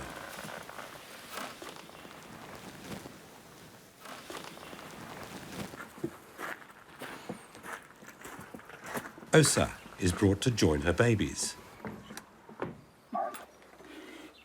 But when she's put into the new enclosure, she feels disoriented and a bit insecure. Hello, girl. Hello. It's all right. And she wonders what Wade has done with her joeys. They're in here.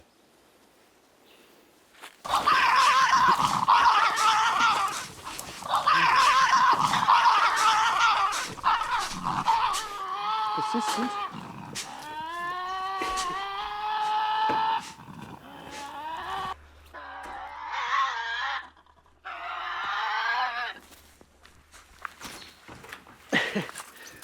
That's the quickest way out. Looking around Christmas time or very early in the new year, the young will be fully off milk. They'll be on purely meat and water. And once this occurs, Mum's done her job. They're becoming increasingly difficult for her. And one night she'll just leave the den and won't come back.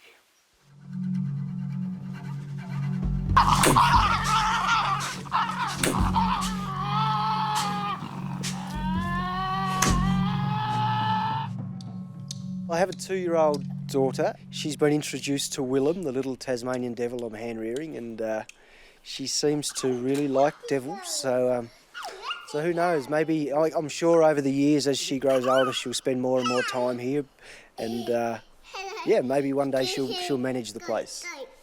That way. You have to be gentle, remember? Very gentle, very gentle. That way. When Wade left school, he was a successful athlete. But he found himself investing more and more energy into working with animals. Tiens, doucement, bébé. Tiens-le pas trop fort. Holding him. There we go. On a trip to North America, he met a French-Canadian doctor, now his partner. Good boy. Good boy. Donne-lui un câlin. Donne-lui un câlin. Both encourage their daughter to love animals. But the difference between animal and toy is still a work in progress. Do you like Willem? We're gonna put him in the box. You're going to put him in the box? I think he still wants milk. You can put him in the box. Almost everything in Wade's life is somehow involved in the wildlife of Tasmania. He tries hard to maintain a healthy work-life balance. Okay, you have to close the door quickly, okay? Eddie, help me close the door.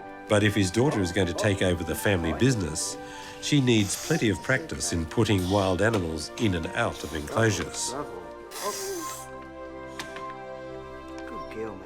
One of the myths is it's a savage beast. It's an animal that's going to attack you in the wild. We hear this every day. This is simply not true. This myth has come about because, one, it's called a Tasmanian devil, and every photograph or bit of footage you see, the devil's got its mouth open and it's roaring and screaming. But in reality, they're a very, very shy animal, and they're a species that most people aren't lucky enough to see in the wild because of that fact. They're incredibly shy.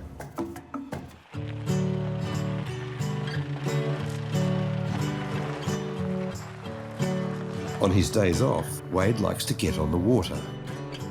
Instead of going fishing this weekend, he decides to take his family on an eagle spotting expedition.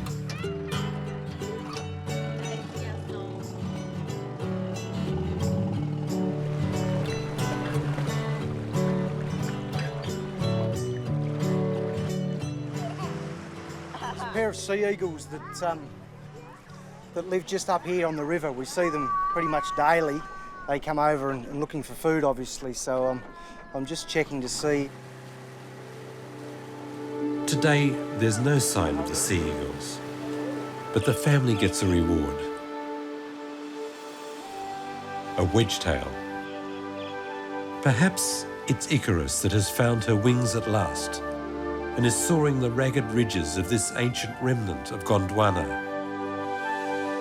The Cradle Mountain, Lake St Clair National Park.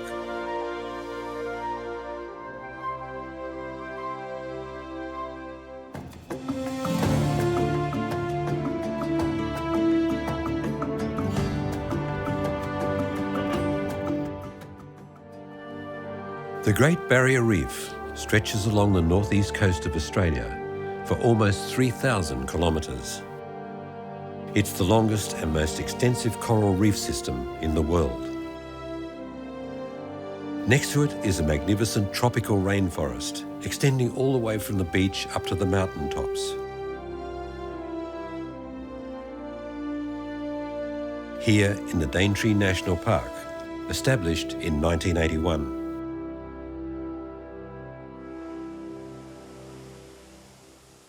The park preserves a unique habitat that millions of years ago covered the entire northern half of Australia. But a changing climate caused tropical rainforest to shrink to 1% of the total of Australian land area. Human activity in the modern era has further decimated it. Over 80% of it has been cleared over the last 150 years.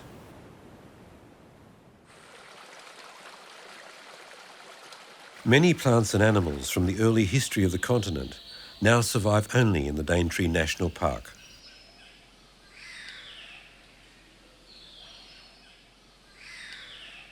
The Daintree Rainforest is a treasure trove for biologists and nature lovers.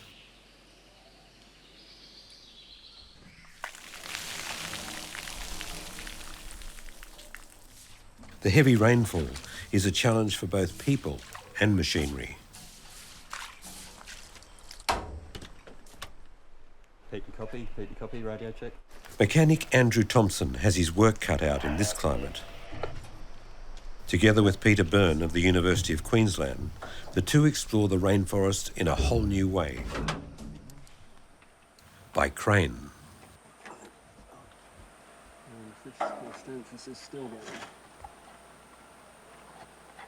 It just provides that access to, I guess, a relatively unstudied part of the rainforest. Because that in the past, a lot of the rainforest research has concentrated on the ground, just because it's the easiest part to access. But with this, we can go up through the levels, essentially from the ground, right up to the trees, up to the top of the trees, and access all those different zones for all the different types of research.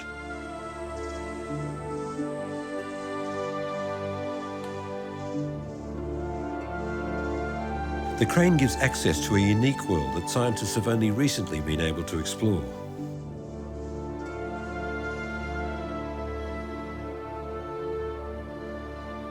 At the beginning of each month, Peter and Andrew do a thorough assessment of the condition of the forest.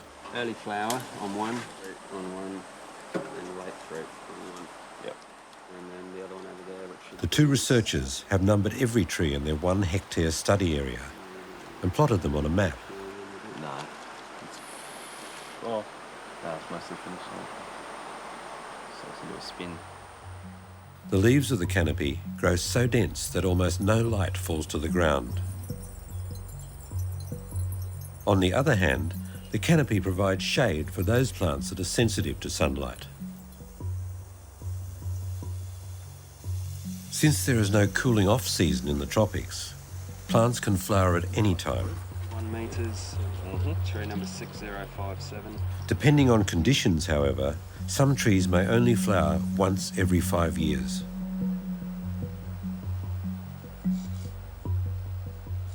They find many surprising species up here, like eagles. Just looking out now, the baby one. This year was the first time I've seen them nesting. Went up because I have to do my maintenance on the end of the gym and got to look at the eggs in the nest, and then got to see the two little chicks after the painters had left, and I went up just to check out a few things up there again. It was beautiful birds.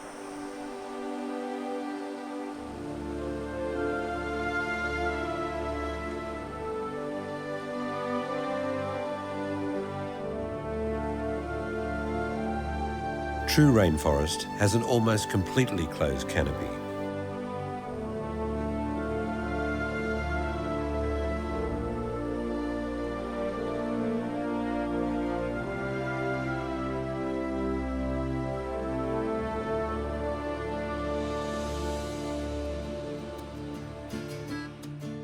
The Daintree River divides the park's two sections. Cairns, the nearest large town, is 100 kilometres away.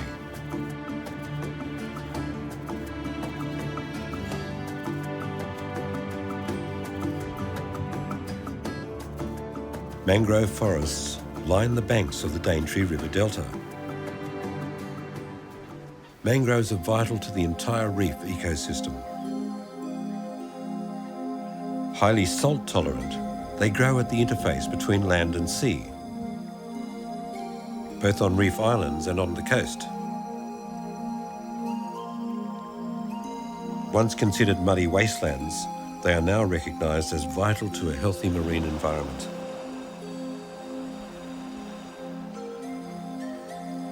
They act as filters, preventing nutrients running off farmland, disturbing the delicate balance of the reef and its lagoons. Unlike soil, mud doesn't let roots absorb air, so mangroves have evolved a creative solution.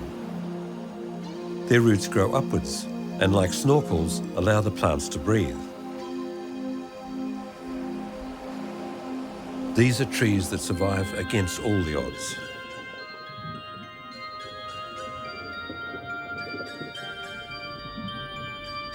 In addition to being a valuable buffer for the reef, they act as a nursery for many of its fish.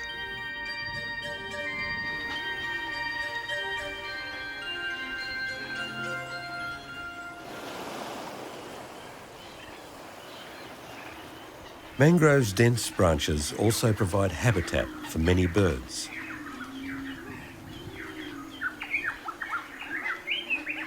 The Teresian pigeon commutes 10 kilometres each day to the low Isles to breed. Here, its chicks are safe from the rainforest's prowling snakes and lizards, but they cannot evade all predators. The chick must be guarded around the clock. While one parent keeps watch, the other goes in search of food. Yet another species involved in the life cycle of the Daintree.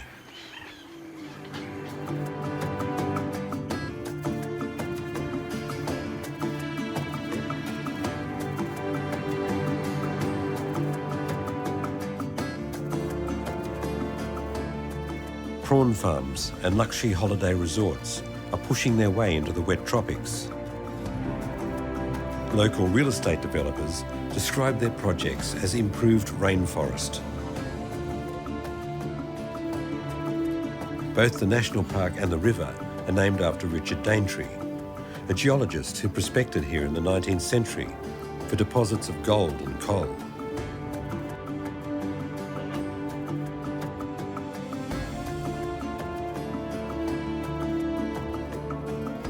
The real wilderness begins north of the Daintree River. There is only one public road through the national park.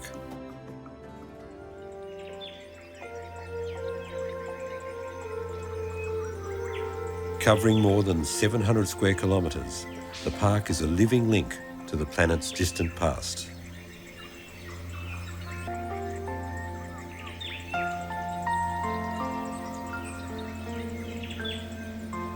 Twelve of the planet's 19 most primitive flowering plant families still grow here, more than anywhere else in the world.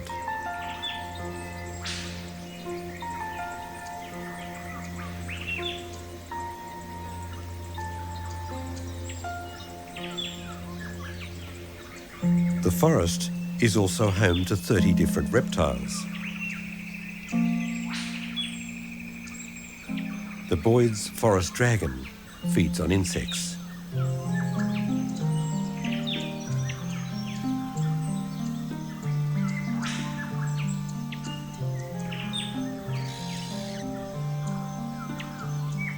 The Daintree supports 20% of all the bird species seen in the whole of Australia, with more than 140 species.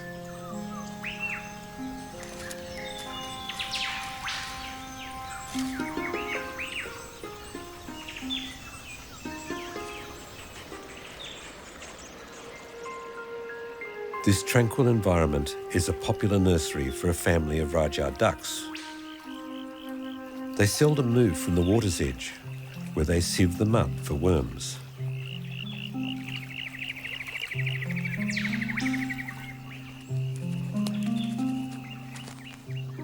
A forest kingfisher preens between feeding forays.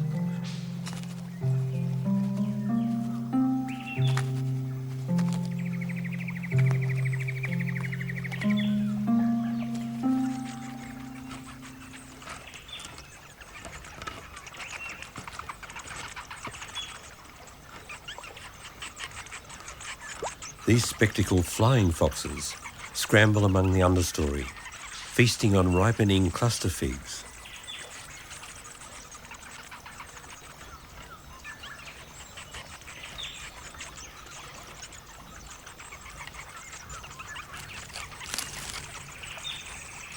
Many of the rainforest animals help disperse seeds that enable future growth of the forest.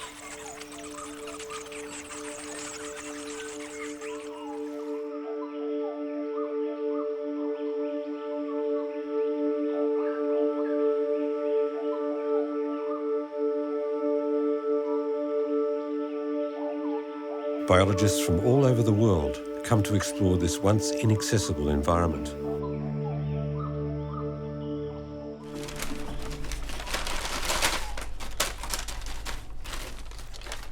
Peter analyses the samples from the monthly survey.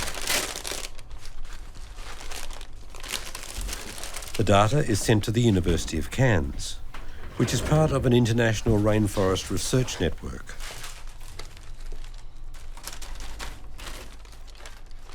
Many species of ants also live in the treetops. The most dominant are green tree ants.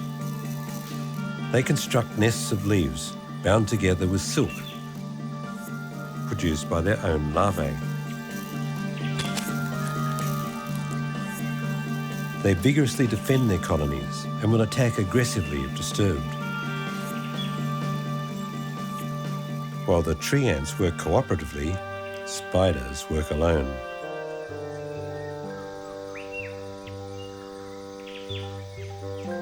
Portia spiders cannibalize other spiders using some clever mimicry.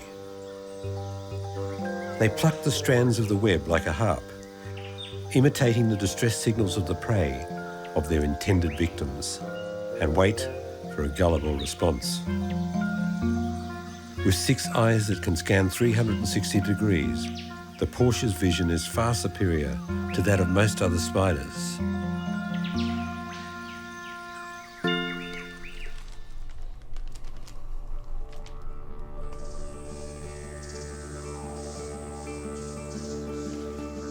The majority of all the Earth's insect species live in tropical rainforests. At 60 millimetres long, the rhinoceros beetle is impossible to miss.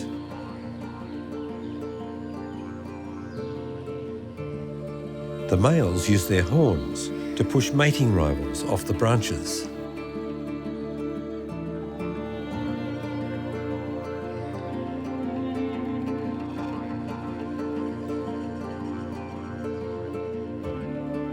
But this beetle's threatening gestures don't intimidate the small but brave praying mantis.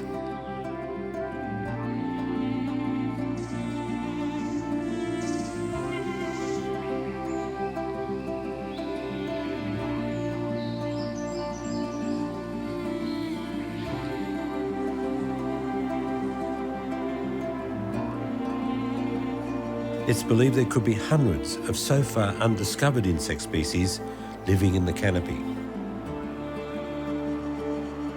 There's been a study here in the past that looked at beetles, where they trapped insects for 4 years, and they captured 30,000 beetles, individual beetles. And that study found that 30% of those beetle species were canopy specialists. So if you're only trapping on the ground for your insects, you're potentially missing 30% of the beetle biodiversity that's actually present in the rainforest. And that's a large proportion.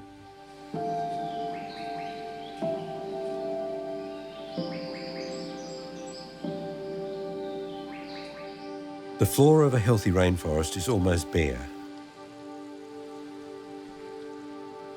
The canopy is too dense to allow enough light to support the undergrowth. An Australian bush turkey and a musky rat kangaroo scavenge for food in the dim light of the forest floor.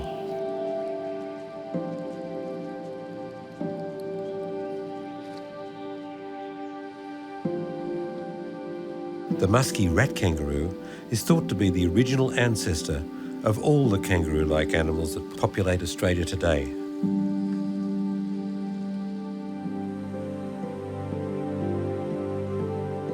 Plants need light, but since that is only available 40 metres above ground in the forest canopy, plants have evolved many ways to climb up and get it. Vines cling to the tree trunks. Aerial roots strangle host plants. The Daintree is a botanical battlefield. Peter and Andrew have established a nursery in order to study the forest trees' growth rates and habits. 23 millimetres.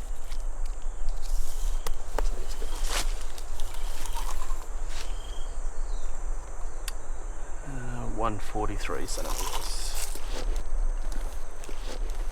Initially it's just because there'll be a difference between pioneer species, which usually occur on the fringe of the forest, and they'll help generate as the younger trees, which take longer to grow because they normally establish themselves in the rainforest and may well have to wait until a big tree falls down, and the right amount of sunlight will give them a chance to grow. So that mixture of trees that we've put in will just help that natural cycle. When a tree falls, it creates a hole in the canopy. Only then can strong light penetrate to the forest floor. Seedlings have to shoot up quickly before the gap closes again.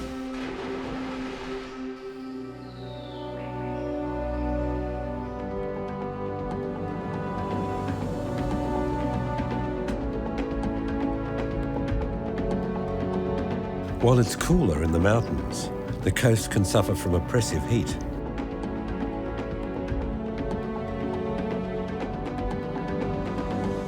Low tide exposes the corals of the Great Barrier Reef.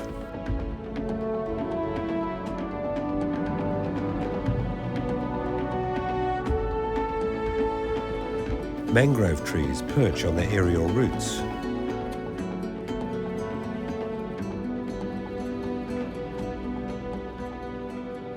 When the tide falls, the crabs come in to feed. Soldier crabs appear from their burrows. The largest males lead the charge for organic matter, washed in by the latest tide. They quickly filter out the nutrients and leave the residue as thousands of little sandballs.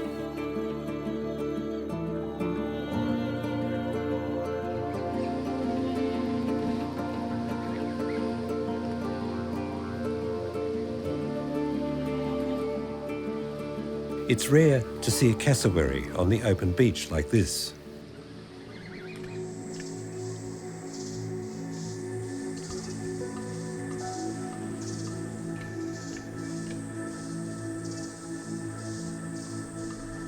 This shy, flightless bird feels much more comfortable in the forest. Male cassowaries have the job of raising the young, who stay with their fathers for 9 months.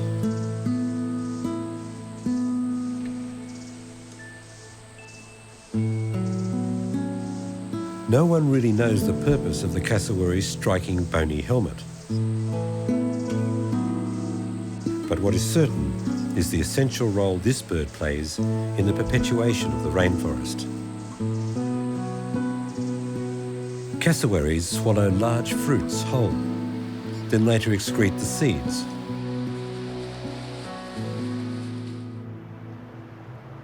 Many of these rare birds are killed by cars.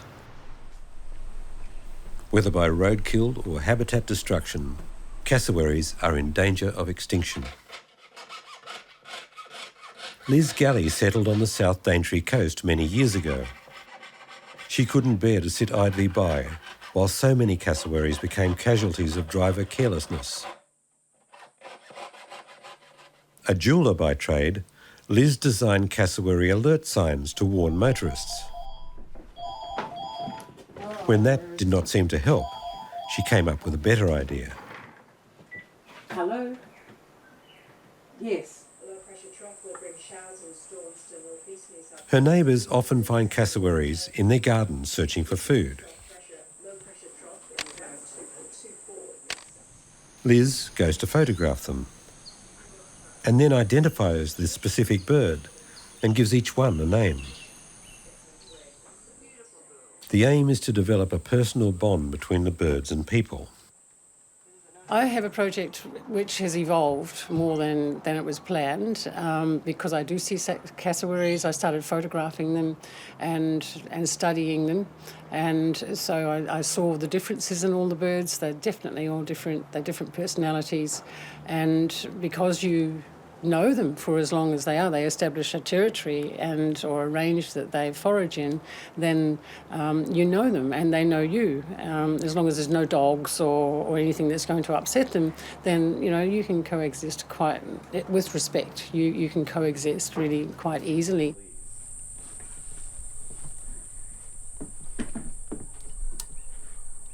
As Liz learned about their allegedly aggressive behaviour, she discovered that cassowaries only attack when they're cornered.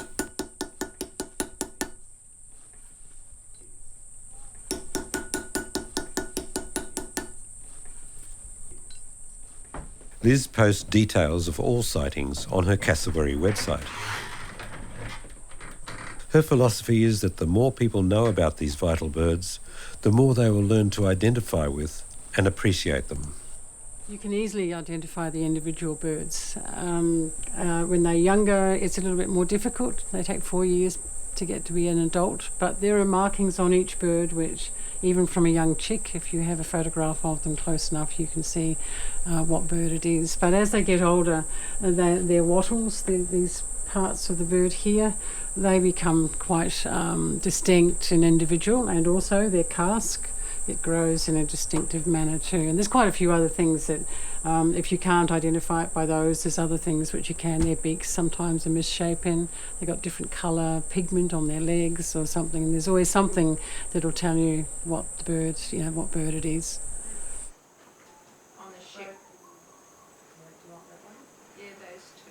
Her supporters are almost all women. It seems the local men don't see why they should slow down just because of a bird. The cassowary is important in the rainforest. It's a keystone species, that's what they call it, and a keystone species means if you take that out of the environment, then everything changes. So the trees need the cassowaries, and the cassowaries need the trees. Their claws are formidable weapons, but they only use them as a last resort.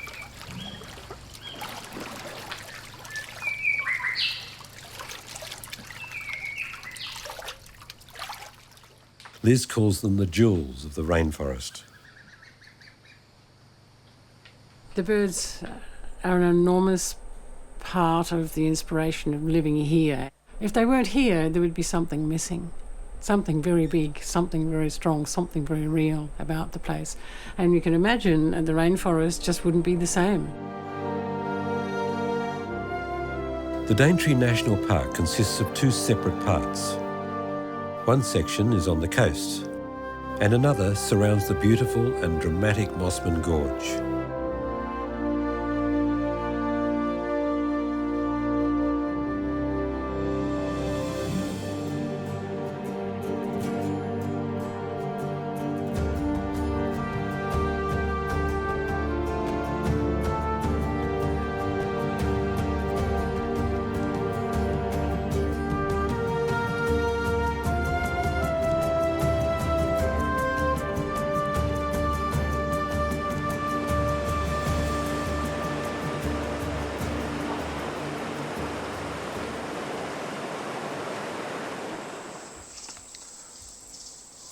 The mountainous part of the forest is the habitat of the tree kangaroos.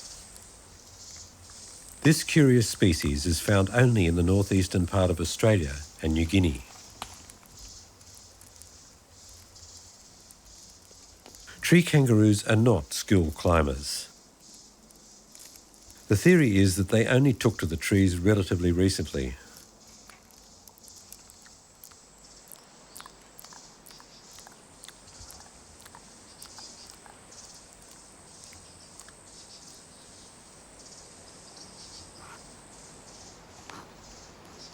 They leave the forest floor when threatened and head for the safety of the branches.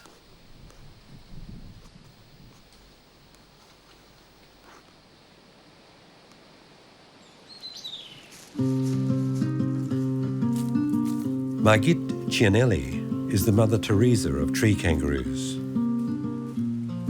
The German-born resident adopts baby kangaroo orphans and teaches them how to climb.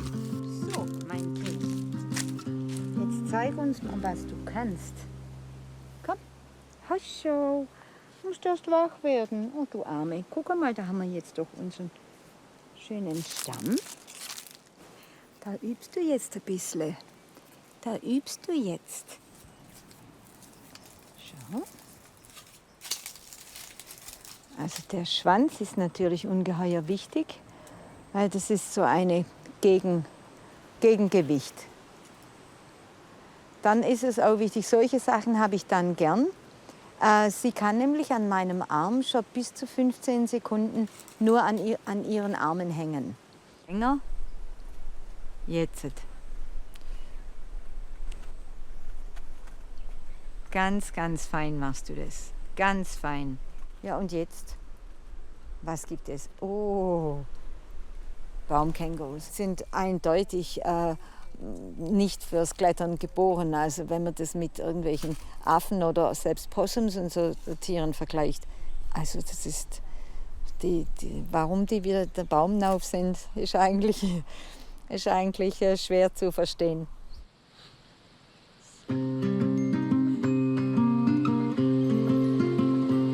Cockatoos and king parrots are their daily companions in the treetops.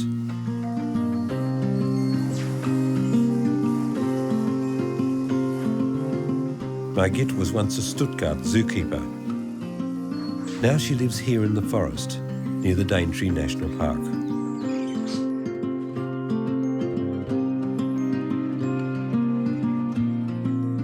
Margit does not like to see wild birds in cages.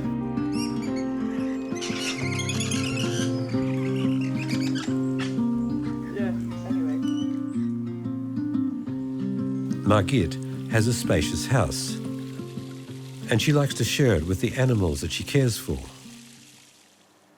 Now that her children are grown, 6-month-old Emily gets all her attention.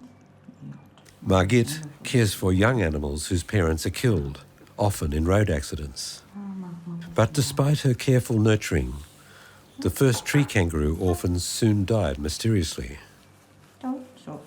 And then she made an important discovery. Die lecken den Mund der Mutter ab, was meiner Meinung nach die Mutter dazu bringt, dass sie aufstößt und Futter wieder mit hochbringt. Und die schlecken das ab und da sind Bakterien drin, die Giftstoffe neutralisieren.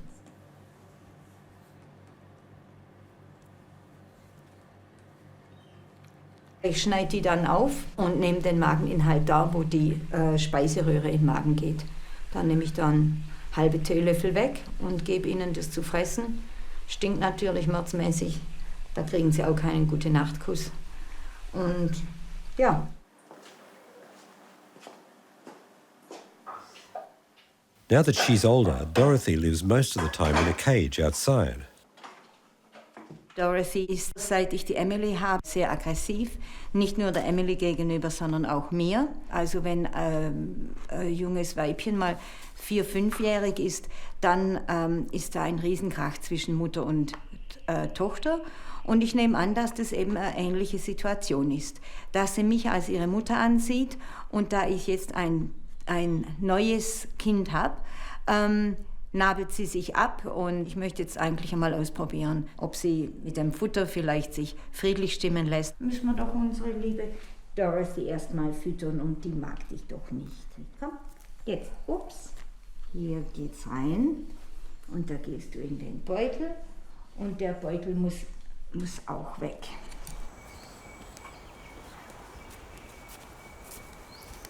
Dorothy had violent tantrums when Emily moved into the house, so Margit had to banish her to the cage. Dorothy is a little standoffish now and no longer affectionate with Margit like she used to be. Hello, Dorothy. Good girl. Good girl. Good girl. Why don't you hop up? Come on. Come on. That's my girl. Come on. Come on. Come on, girl. That's a girl. That's a girl. Come on, hop. You hop. Hop on my shoulder. Hop. Come on, hop. Du stellst dich aber auch immer an wie so Prinzessin. Ja.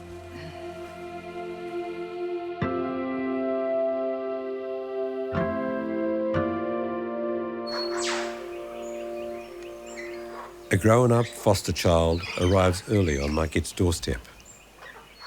Jeffrey is a vigorous male who comes to get the delicious food that Margit prepares, especially for him.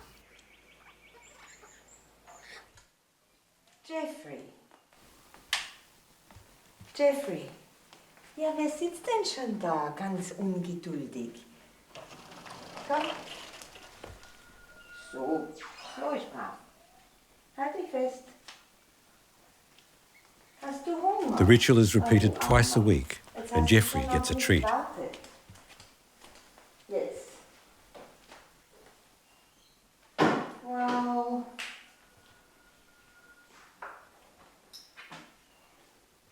War ich halt nicht gut drauf mit dem Frühstück, hä?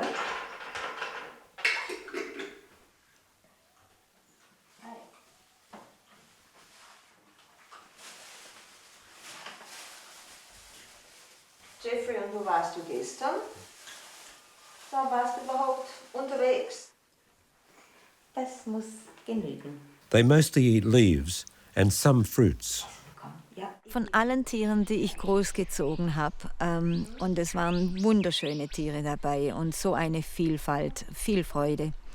Aber der Jeffrey ist doch mir sehr ans Herz gewachsen. Es macht mir einfach so viel Spaß, dass er sich dieses Revier mit dem Haus hat erkämpfen können. Das war ja vergeben an ein Männchen, das quasi doppelt so groß war wie er. Und er hat sich das erkämpft, weil er auf das gute Essen nicht verzichten wollte. Und er ist so fähig. Er ist jetzt 7 Jahre alt und kommt fast täglich zu Besuch. Und es ist also so eine Freude. Unlike Dorothy, Jeffrey has no problems with the other inhabitants of the house, where no one dares to challenge his authority.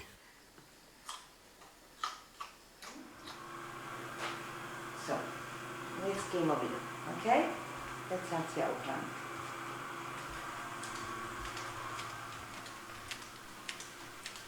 Tree kangaroos are solitary animals, and they can be highly aggressive.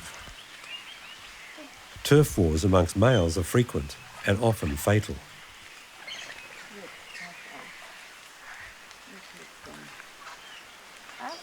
Jeffrey's substantial size and power is largely thanks to Margit's special carbohydrate diet.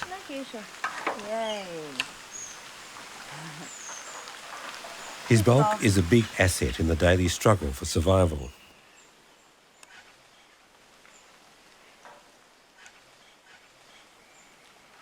Jeffrey was sexually mature at 4.5 years. Now that he's 7 and in his prime, he no doubt has offspring living in the forest.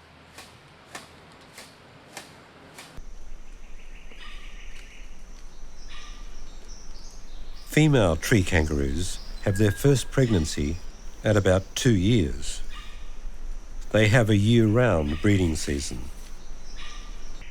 Unlike other animals like the Victoria's riflebird, one of Australia's 4 bird of paradise species. These striking birds are famous for their brilliant plumage and their dramatic mating displays.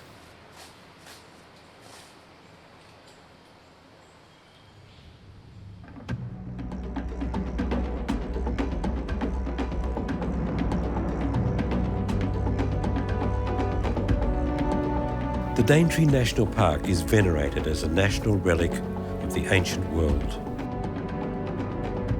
It was listed as a UNESCO World Heritage Site in 1988. It is the last witness of a time when tropical rainforests covered the entire northern part of the Australian continent, preserving within its borders not only plants but also animals. The Daintree River Delta is inhabited by some living fossils. They once penetrated far into the interior, but now only live on the coast. They live anywhere where there is water, salt or fresh.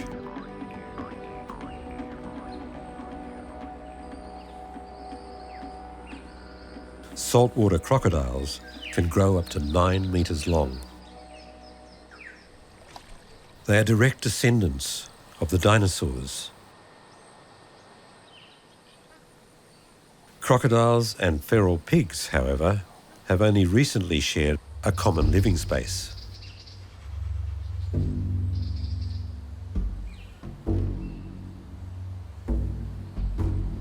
Wild pigs, derived from pioneer domestic stock, are one of the most common and destructive feral pests in Australia.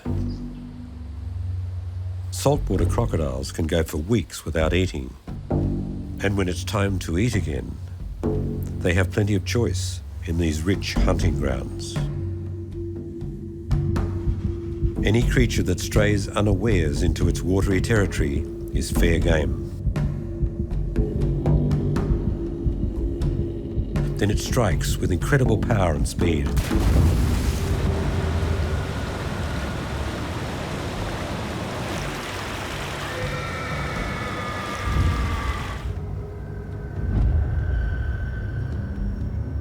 It usually drags its victim into the water to drown it, then literally shakes it to pieces before swallowing it bit by bit.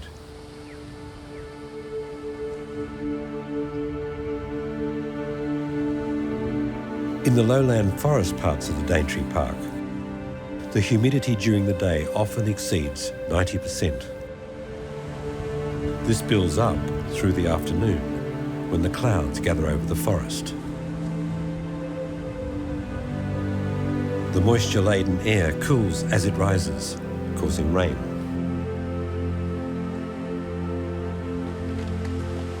This constant rain is why such dense rainforest flourishes here.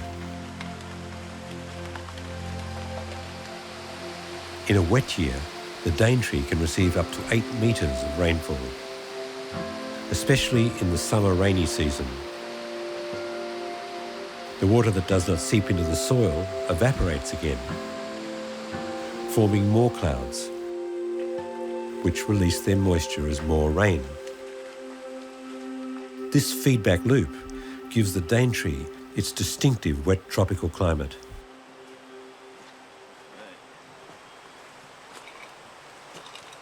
In the tropics, there are no seasons, and few trees are deciduous. Nevertheless, rainforest trees do shed their leaves regularly. By measuring the rate of leaf fall, rainforest scientists like Peter and Andrew can judge the relative health of a forest. The growth rate of the tree trunks gives a ready measure of how much carbon the leaves have absorbed from the atmosphere, a kind of breath test for the rainforest. A violent tropical storm can topple even giant trees, producing light holes that young plants can immediately exploit in order to thrive. Just watch out for that stinging tree there. The gimpy or stinging bush is the reason that Peter and Andrew roam the forest wearing long pants and sleeves, even in the most extreme heat.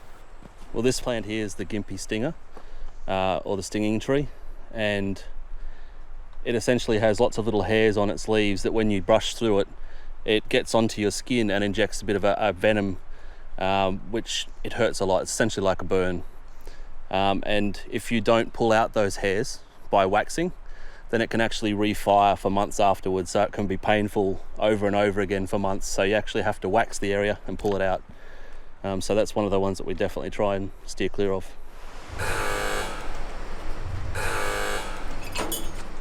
The use of converted construction cranes has revolutionised the study of the rainforest.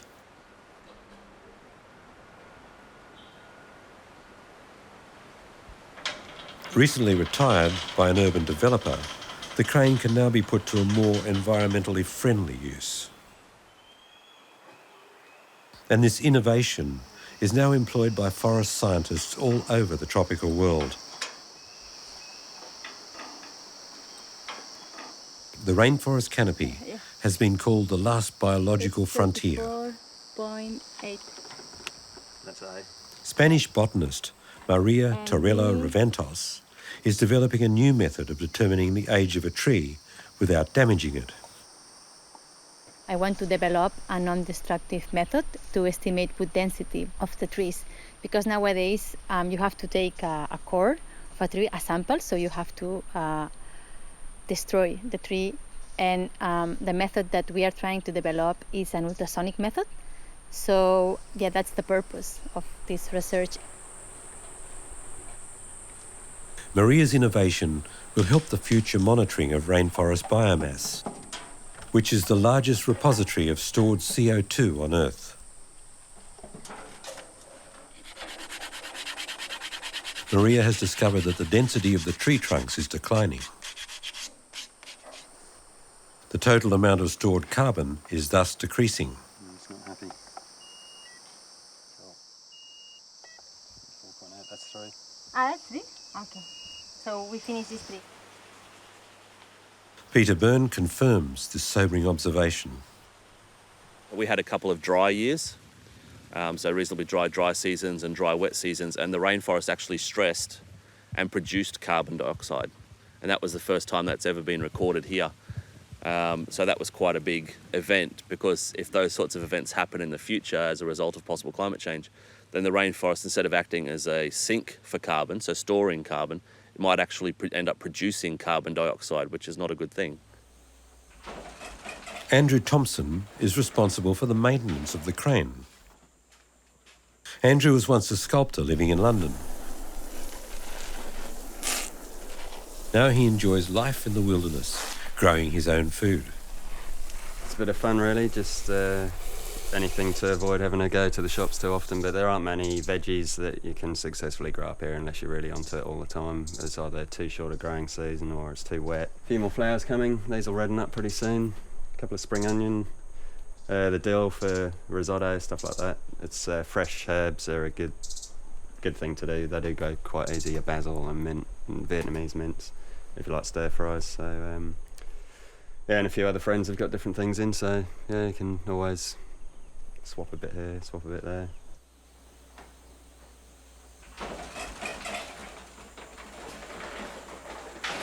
Andrew has lived on the research station for the past 10 years. I first came to the area on a one-year work visa from England.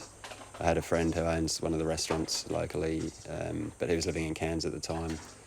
He brought me up here, we did a bit of hitching and camping, and I've always really appreciated natural landscape and the outdoors. I was lucky to be born in Africa and had 10 years there, so for me it was, I'm quite comfortable in a more remote area. I like the lifestyle, I like the privacy and the change in season, the wet and the dry. It's quite amazing.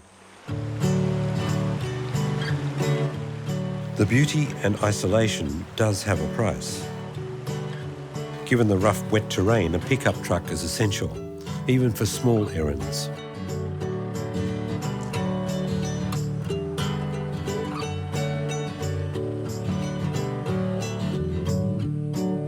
The general store on the coast road is a combination shop, restaurant, rendezvous and post office for the small community.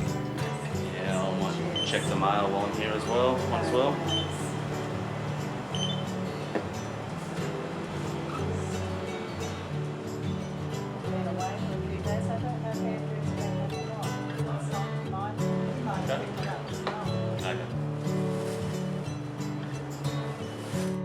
The research station's bulk supplies are delivered monthly. Peter and Andrew's private passion is the royal and ancient game.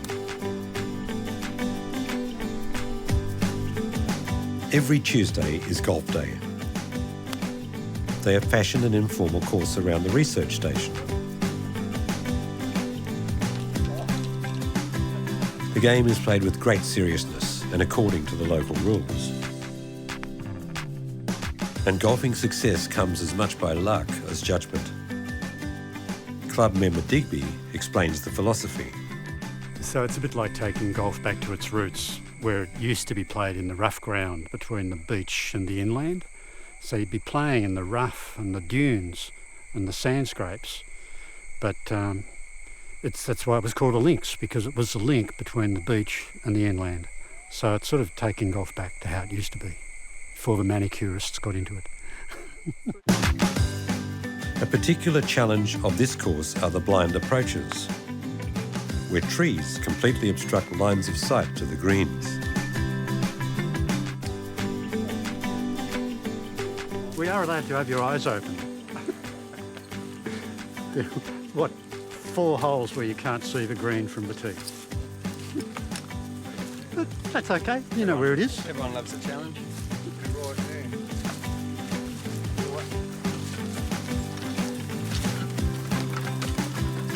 Fanciful notions like par and handicap play no part here.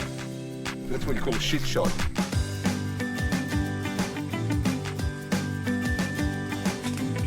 One stipulation, however, is enforced. No one is allowed to wear shoes on the green.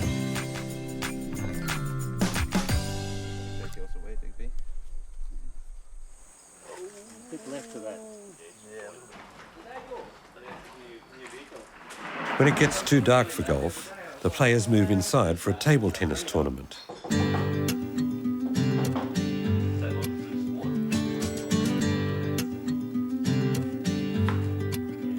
Peter's barbecue evenings are legendary amongst the small rainforest community, where social life is limited.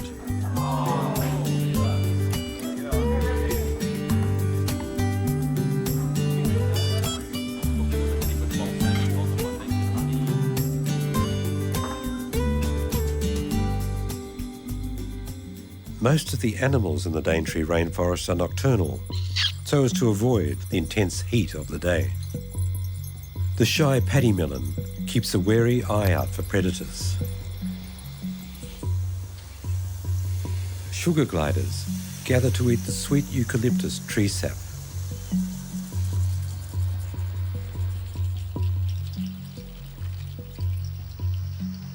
By sunrise, the animals have all gone to their daytime resting places. The research station looks forward to another beautiful day. On days like this, Andrew knows that a working life doesn't get much better.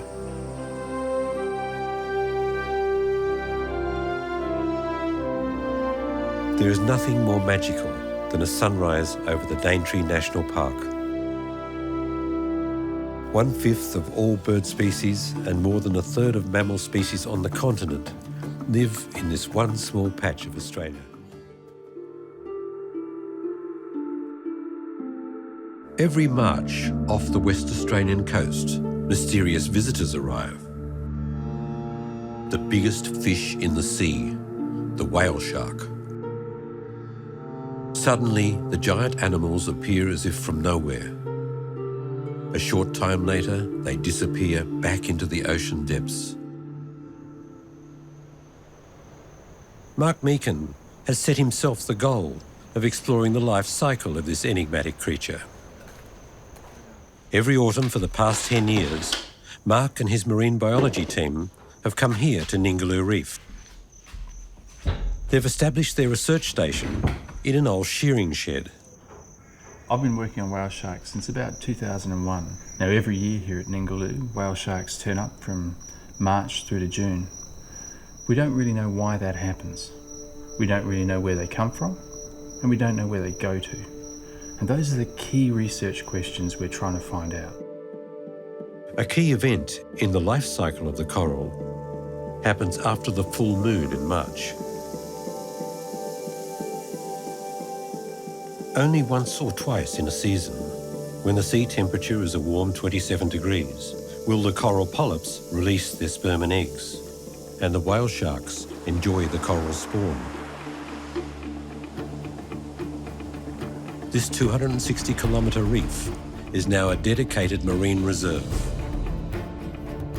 In 2011, the entire reef and the surrounding terrestrial park was listed by UNESCO as the Ningaloo Coast World Heritage Site.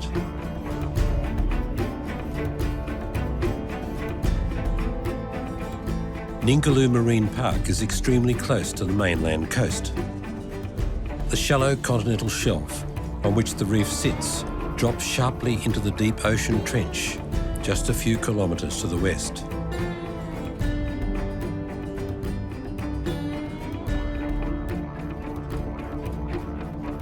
Despite the calm, shallow water, it's hard to spot the giant fish from a boat.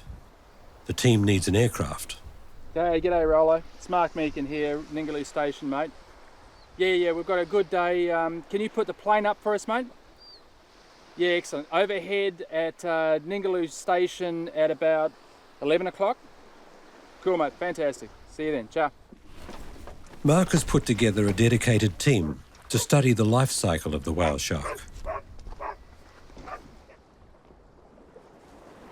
As a professor of marine biology, his enthusiasm for his subject inspires staff and students alike to make this extraordinary animal the focus of their professional lives.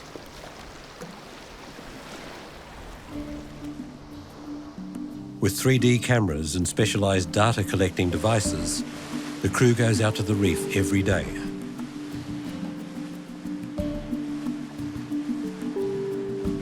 This year, the effort is to understand the animal's longevity and how fast they grow.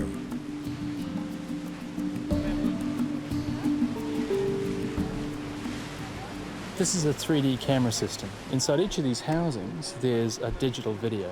And out the front here, we've got a diode light that goes around. What that allows us to do is synchronise the frames in each of these cameras. And when we do that, we effectively get a 3D picture of each shark we film. When we do that, we can measure it. And that's great, because if we measure the same shark year in, year out, we get a growth rate. We get to work out how fast these animals are growing. One of their most important research tools is a combination camera and radio transmitter. The device collects a range of important information about the whale shark's movements once they leave the protected waters of the reef. This is a camera system for the sharks. It's much more than a camera system though. Here's the camera here, but inside the body of it, it also records the exact position of the shark. It swims with the shark and in 3 dimensions records just how the shark is moving. Not only that, it also records temperature, depth, salinity, oxygen, and a whole bunch of other variables that'll tell us why the shark is doing what it's doing. So it's not just recording the shark's movement and seeing down there for us, it's also telling us why the shark is doing it. The reconnaissance aircraft reports the first whale shark, just 200 metres from the boat.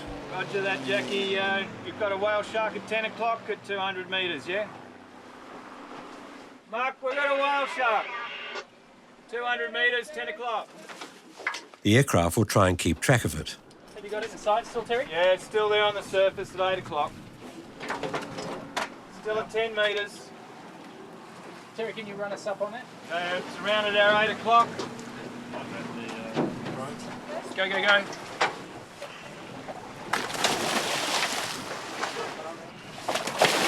Bring straight at Kimbo.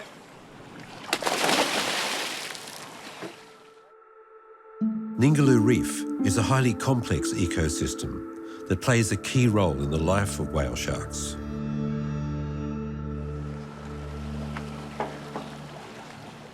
Before the researchers are able to get close, the giant fish submerges.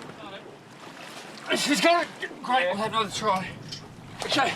I think it's only about 50 metres. All right. About 12 o'clock. It was a whale shark, but we didn't get on it. It dived. Plane's got it again. It's just over there. We're going to have another go. So everyone needs to get back on board quick as can. The gentle giants are up to 18 metres long. Like baleen whales, they filter krill from the nutrient-rich water.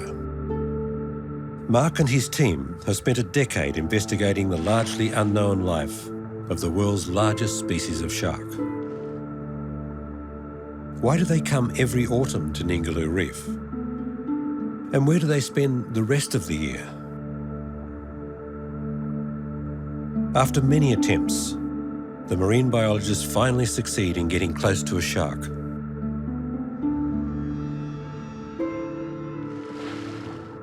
The heavy 3D camera requires a lot of time and effort to shoot spatial pictures accurately.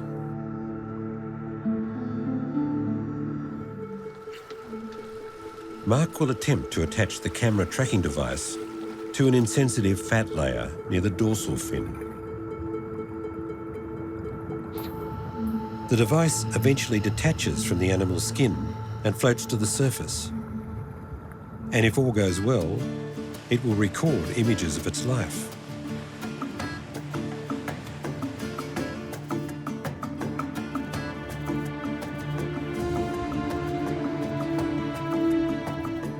Since the 1990s, the western peninsula of Shark Bay has been cut off by a 3-kilometre-long fence to form the Francois Perron National Park. At over 1,000 square kilometres, it's one of the largest wildlife refuges in the world and complements the marine wilderness of Ningaloo. The fence protects the park from introduced predators such as foxes and feral cats. A break in the fence, where the road passes over a cattle grid, is guarded by an electronic German shepherd.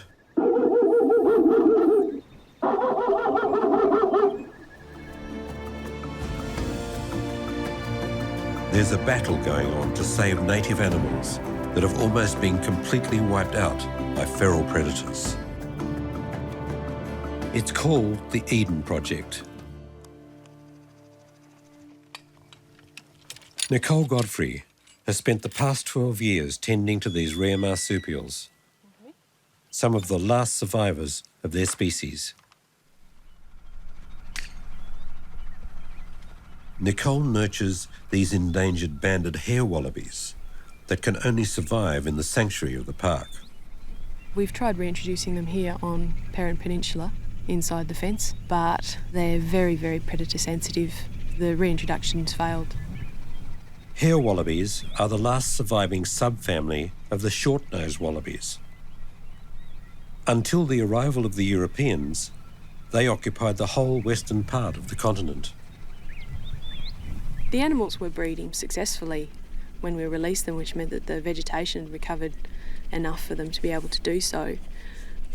But unfortunately, they're very predator naive. Look at her, she's very cute and fluffy and very small, and they basically will sit there and look at a cat or a fox as it walks up to them and stalks them, and they won't even realise what's happening. With introduced European predators excluded, the national park will become a new home for the hair wallabies. The refuge is named after the French explorer and zoologist Francois Perron, who himself was a would-be predator, plotting to take over Australia from the British. He arrived here with the French explorer Baudin in 1801. But Perron was planning an invasion of Port Jackson.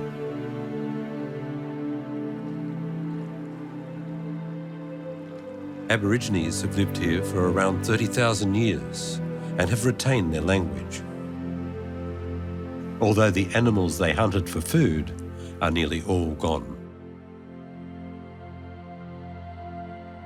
This rugged terrain has become one of the last frontiers for a nocturnal marsupial that very few Australians have ever seen.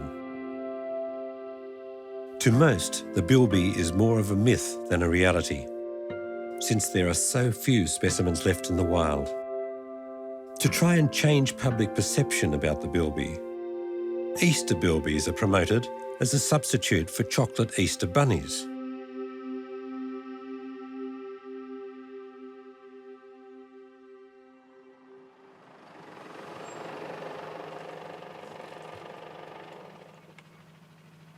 Bilbies are the main attraction for visitors to the Eden Project breeding facility.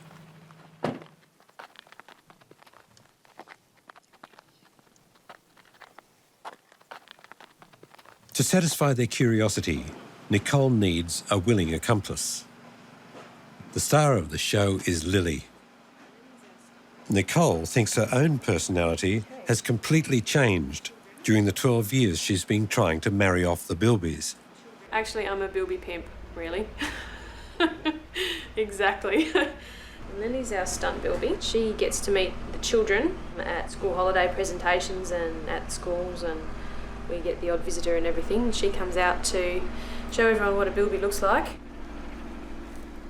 These bilbies are treated like royalty. Every morning, their enclosures are thoroughly cleaned. Early in the morning. We'll work as good mothers. Later in the day, the temperature will rise to well over 30 degrees. Crazy little bugs.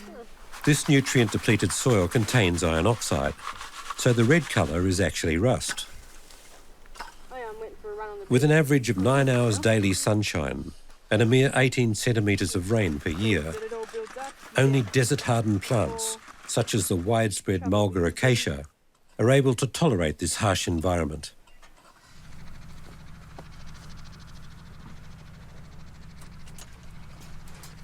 Life here is marked by peace and serenity, the heat, the red sand, and seclusion.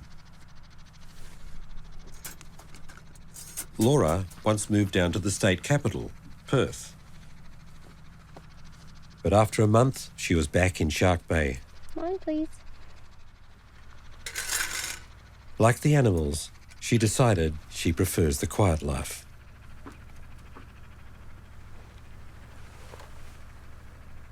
These wallaby females will be tested for pregnancy in the morning.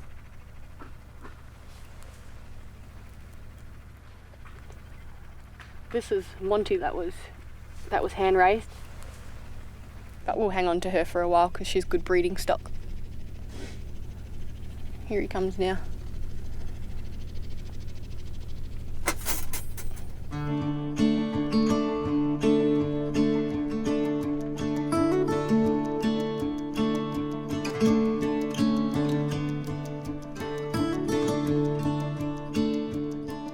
The Perron homestead was a sheep farm for more than 100 years. The whole peninsula was grazed until 1990, when the national park was created. The farm was home to one of the hard-working pioneer families who came to Australia with dreams of making big money. Arthur Pepper is the last surviving son of the sheep farming family. His mother was a Malgana Aborigine from Shark Bay. Pep, as he is called, comes every day to the old shearing shed. That way we brought the sheep in here for shearing in these little small catching pens. They catch the here, shear them, let them go out that way. 6 years, but they done a good job, 6 years. Sure, about 700-800 a day. But things were pretty tough in those old days in these old shearing sheds. But a lot of the old shearers, same ones come back every year, and they liked it up here. Mix in with the locals, go fishing and all that sort of thing.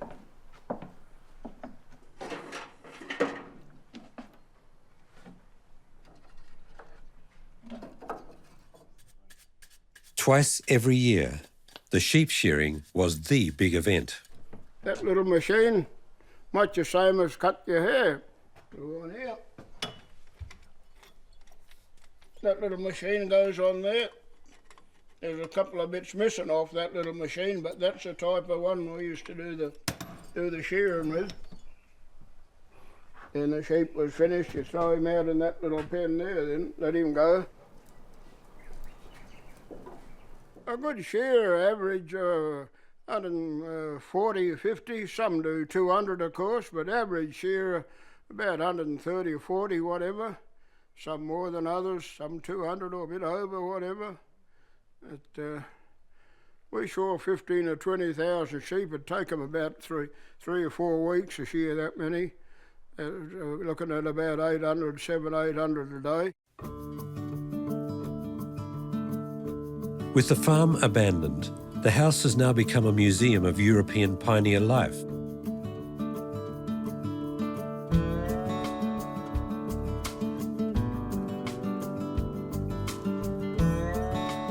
Pep now lives in Denham, the only town for many miles around. Here he's got plenty of friends to look after him. I brought you some fish. Huh? I brought you some fish. Yeah, that looks good. There's a bit of each in there, some snapper, some blue bone. But he leads a very independent life, having lived most of his 80 years alone.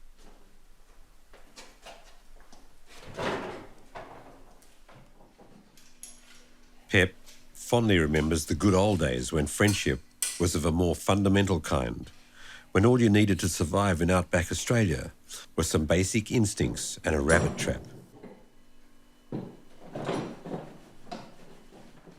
He gets a good pension, but a life of luxury has no interest for him. What really counts are his memories of a happy childhood with his white father and an Aboriginal mother. Yeah, that's my old father, legendary bushman. A family there, mum, dad, all the kids, sisters and their husbands. Yeah, this little house here, that's where we lived when we were kids there. Looks a bit rough, but it was a good little home to all of us. We had a good relationship there. As kids, we all lived good together. Our mother and father was good to us kids. What difficult conditions we lived under in those days, but we were happy living there. We had plenty of pets and that. I had a couple of Shetland ponies and a dog and pet sheep and goat. Yeah, righto. What were once domestic animals have now become destructive pests. Twice a year, poison baits are dropped to kill unwanted feral species, like goats, cats and foxes. This expensive but effective operation requires a specially converted plane and a large supply of poison baits. These look like air-dried salamis, but are mixed with lethal 1080 or sodium fluoroacetate. This poison is particularly effective against feral mammals. It occurs naturally in many Australian plants, but a sheep can die from eating a single leaf containing this toxic salt. Only from the air can you really appreciate the immense beauty of the large tidal lagoon and the almost completely closed salt lakes, paradise for anglers. The pilot, however, has little time to appreciate scenic beauty. A large number of baits are needed to reduce the feral population enough so that endangered native animals will have a future back in the wild.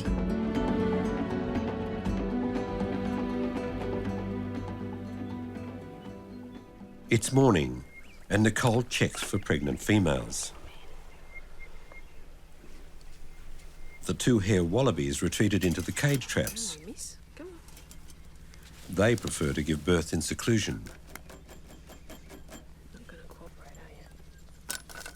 There are only 2 surviving species of hare wallabies in Australia, on tiny isolated islands to the north of the national park.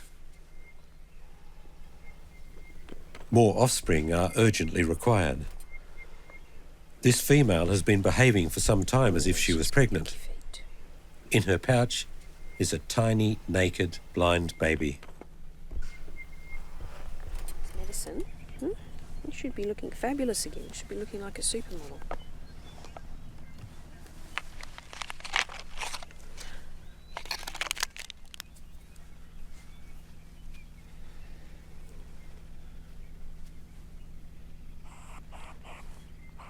It's just a little something you squeeze on the skin on the nape of the neck. It's actually for puppies and kittens. I have a pretty good result actually in terms of joeys. We've got nine banded hair wallaby pairs, and of those 9 plus a couple of extra females, and of all of those I think there's only 2 females that aren't breeding at the moment, so pretty happy about that.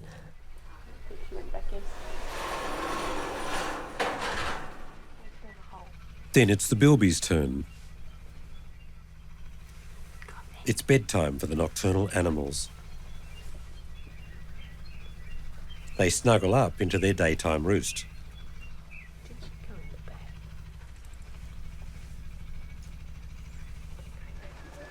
The animals sometimes develop infections. This is my happy face. In the wild, the animals eat medicinal plants to heal their wounds. Here, Nicole must resort to the pharmacy. The other show bilby is named Pepper, after Arthur Pepper. And unfortunately managed to get a secondary infection in it, which we've been treating. It can take a long time to heal bilby feet when they get injured. Right, ready by time. And now it's time for bed, until the next visitors arrive to admire the bilbies.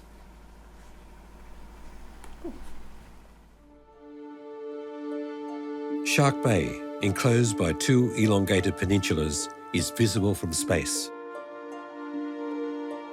Between these fingers of land, the warm, shallow waters that glow in such stunning colours are the habitat of a number of special animals, the largest and richest of their kind in the world. This is seagrass, and it feeds a very particular type of cow, the dugong, also known as the sea cow. It's rare elsewhere, but it thrives here. There are some 14,000 dugongs in the bay, the greatest concentration in the ocean.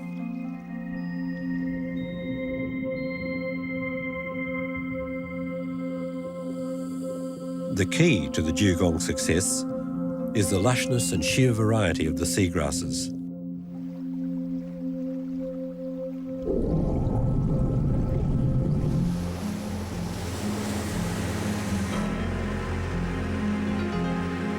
Today, the cows are being rounded up by marine zoologist Dave Holly and his team.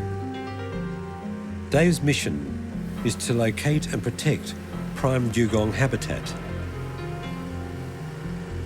Because dugongs forage over such large areas, the best way to discover their favourite spots is to track them by satellite. But first, the 300-kilogram animals must be fitted with radio transmitters.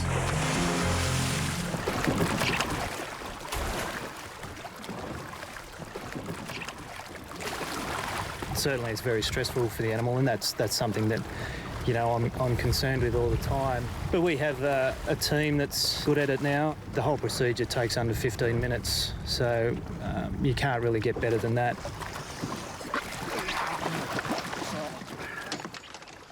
While Dave attaches the transmitter, at the other end, the dugong is having his whiskers shaved.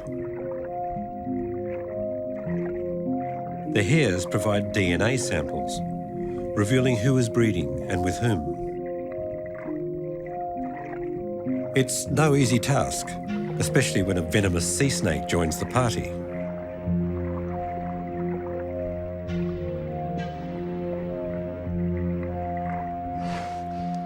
The local Yadgila Aborigines are joint partners in this project with the state government's Conservation and Land Management Department.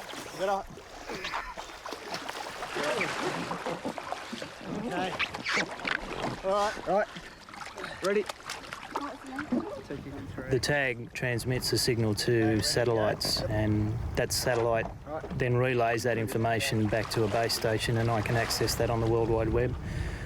So I can sit in my office and pull up the last location of where the animal has been.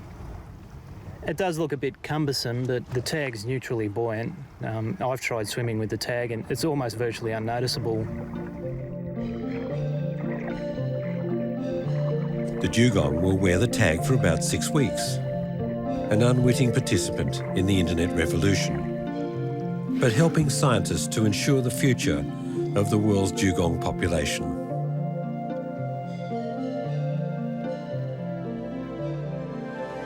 Green sea turtles also inhabit these waters during the year, and the bay is a favourite breeding ground for the giant manta rays.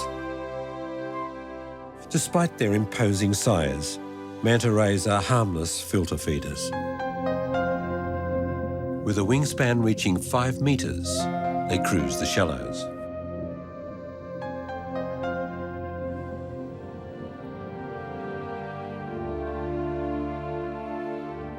The pearl divers of Denham used to clean their nets on this beach, which today is known as Monkey Mire. Dolphins soon learned that here was a reliable source of food. Today, the dolphins of Monkey Mire are a popular local tourist attraction. Janet Mann keeps her boat well away from the crowds. She and her crew regularly come to Monkey Mire to carry out dolphin research. This year, they're studying a unique hunting technique that the local dolphins have developed.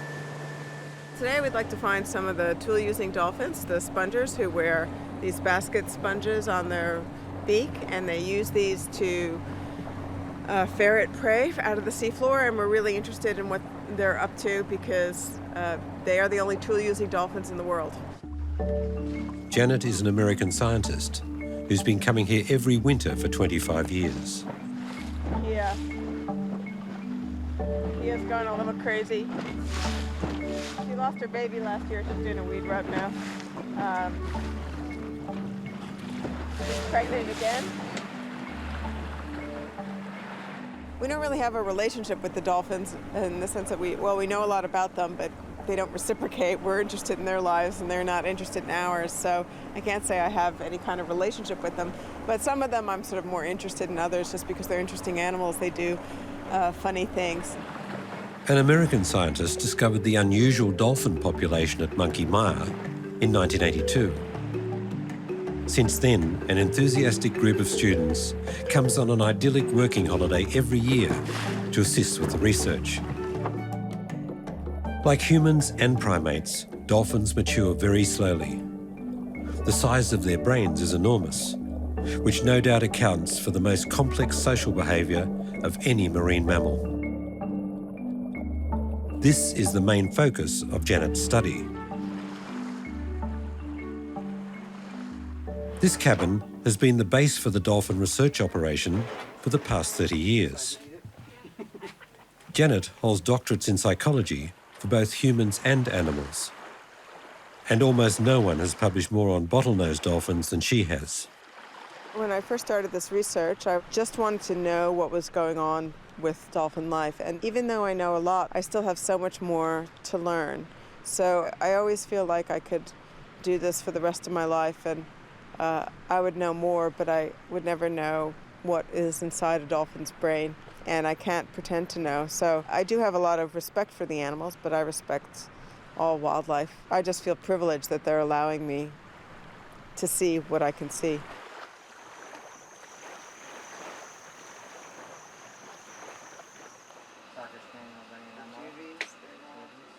Recently, Eric Patterson has become a valuable team member. Not only because he's doing his doctorate on the dolphin's unique hunting method, but also because he's an excellent cook. Bibi and Phoebe are doing fine, and apparently Mimi and Pee-wee. Mimi is fine, and Pee-wee's fine, and... I meant to put that back. Okay. It wasn't runaway, it was... Northwest Blowy. Just...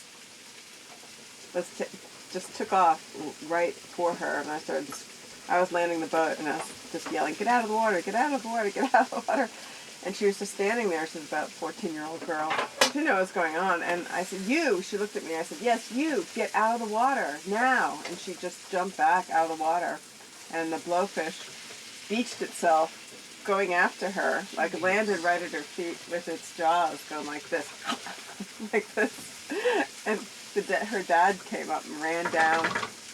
And I landed the boat, and I picked up the oar, and I just pushed the blowfish back in the water. And he started yelling at me like, "Why didn't you kill it? Why didn't you kill it?"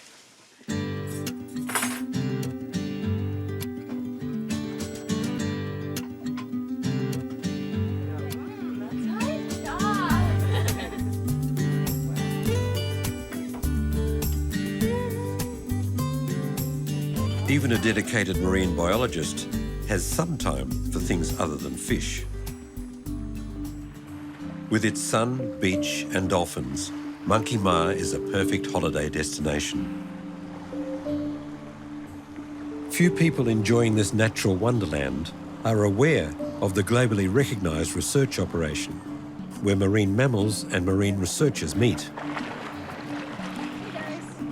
The scientists are interested in two particular dolphin behaviours seen in Shark Bay. One is rare, and the other exists nowhere else on Earth.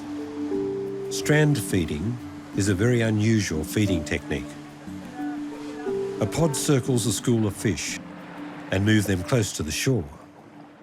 Then the dolphins charge, driving both fish and themselves onto the beach, where they consume their stranded prey. The other group uses sponges as tools. Yeah, it's a pretty yellowy sponge. Soon, Eric spots one. This unique phenomenon wasn't studied in detail until Janet suggested Eric make it the subject of his doctoral thesis. She's right at the bow, Janet.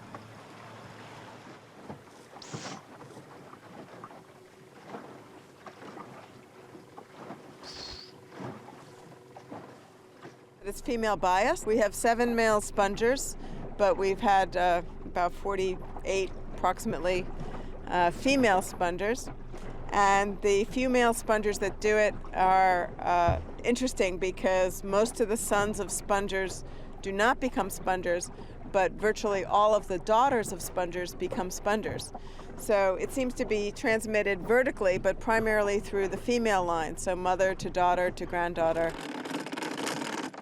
Eric and his girlfriend Kate will replicate how the sponge-hunting dolphins catch their prey. Since the water is only shallow, they use a compressor line which pumps breathable air to the ocean floor. Do you have a monitor on that? Kate is concerned because the tide is flowing very rapidly through the channel.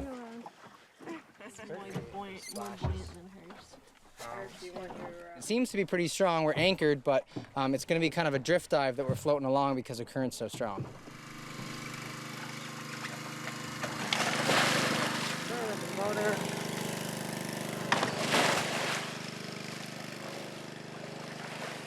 The only time we dive is when we're doing substrate sampling like this, or doing underwater transects, or trying to check out their environment, but the dolphins aren't here. Sometimes they come and check us out, but they don't come within visual contact of us. They know we're here, but we don't know they're here when we're in the water.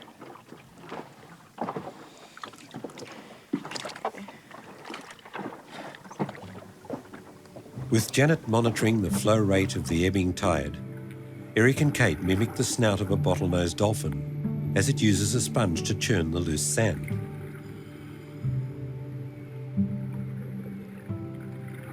Small fish wriggle into the sand when they sense a dolphin approaching. But the action of the sponge disturbs them. The fish flee and the dolphin gobbles them up. Eric is making a movie as part of his scientific study.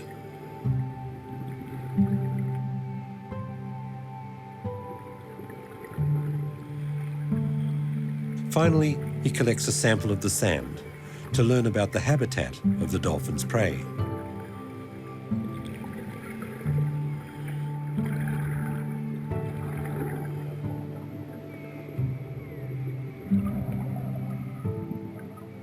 Eric's key research involves the evolution of behaviour.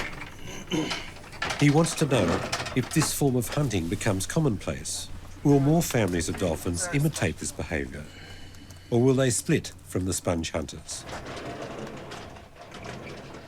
If significant numbers of new dolphins learn this adapted behaviour, this could be the beginning of a completely new theory of speciation. They use the tools, and that's probably because it's just a different way to make a living. So there's a whole bunch of different ways to forage in Shark Bay, but it is the only case of tool using in any wild cetacean that's well documented. Dolphins in particular have such large brains, you sort of would expect them to use tools to some degree, comparing it to, say, primates or chimpanzees, great apes that are the other main tool users that we see.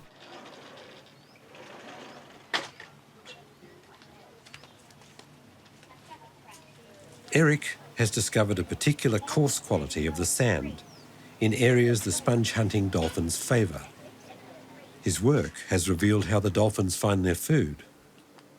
If you look at some of the sediment that we got from the channels, it's really thick. There's a lot of shells and big pieces of sand. It would be kind of abrasive. It'd also be hard to echolocate through because it's really sort of rocky. There's a lot of shell and debris in there. But if you look at some of the sediment from the open areas, the deep open areas where they don't sponge forage, you can see it really just looks like silt, almost like mud or clay, and it's really soft. So not only is that not going to injure a dolphin if it's poking its beak around in it, but it'd be much easier to echolocate through.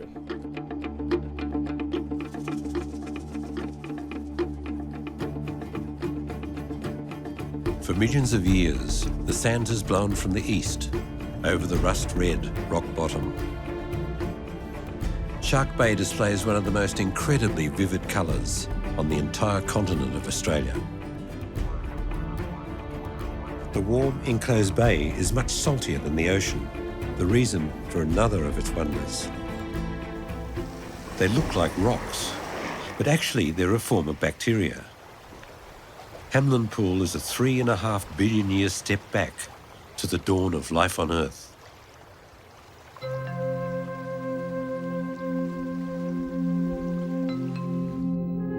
These are stromatolites, the work of cyanobacteria, single-cell microbes, one of the earliest forms of life on the planet. Hamlin Pool is the only place where they are found in such numbers. They survive here because the water is too salty for their predators. Nonetheless, growing just 1 millimetre a year, they are vulnerable. A camel wagon was driven through here over half a century ago.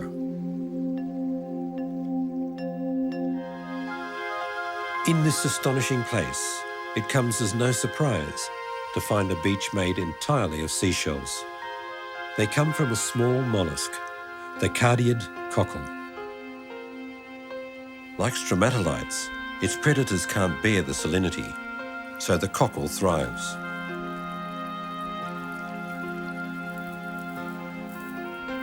The early settlers here used this abundant resource to build their houses on the bay. The crystal clear waters reveal more surprises from above. In the deep bays of the peninsula, the colourful salt is harvested in pens. Shark Bay is an important home for many bird species, like the ospreys, which saw the wind rising off the sloping cliffs, patrolling the coast in search of a meal. And the pied oyster catchers scour the tidal flats for food. Their probing beaks prize mollusks out of the sand.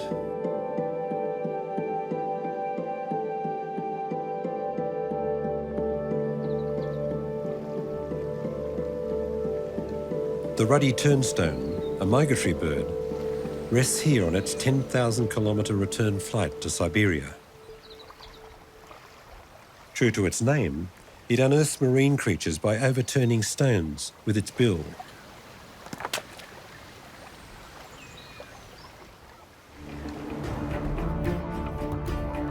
The breakers roll in from the Indian Ocean to smash against Dirk Hartog Island, named by a Dutch navigator who landed here in 1616 and decided not to stay. When he left, he affixed a pewter plate to a post, now known as the Hartog Plate. 80 years later, in 1696, the Dutch explorer Willem de Vlaming landed on the island and by chance found the plate, half buried in the sand. He replaced it with a new plate and took Hartog's original back to Amsterdam, where it now may be seen in the Rijksmuseum. Not far from the coast, the continental shelf drops off to deep water, an opportunity for the biggest fish in the sea to come close to shore.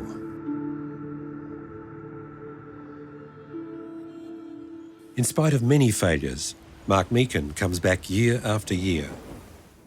Ningaloo is a very special place because it's one of the few places where whale sharks aggregate right on the coast and we can access them using a small boat. That's fantastic. It's provided amazing insights into the lives of these animals. We've been able to put cameras on them and follow the sharks underwater using these camera systems. The information back from that's been incredible. We've seen the daily lives of whale sharks at the bottom of Ningaloo Reef. No one's ever done that before. Recently, the team managed to attach a camera to a whale shark. They hear the intermittent beeping of one of their transmitters. Is it one of the animals close by? Or is it one of the devices that has broken free and floated to the surface? Now it's time to try and find it. Oh yeah. That's nice. That's really strong. We got it. We got it, baby. Come to Papa.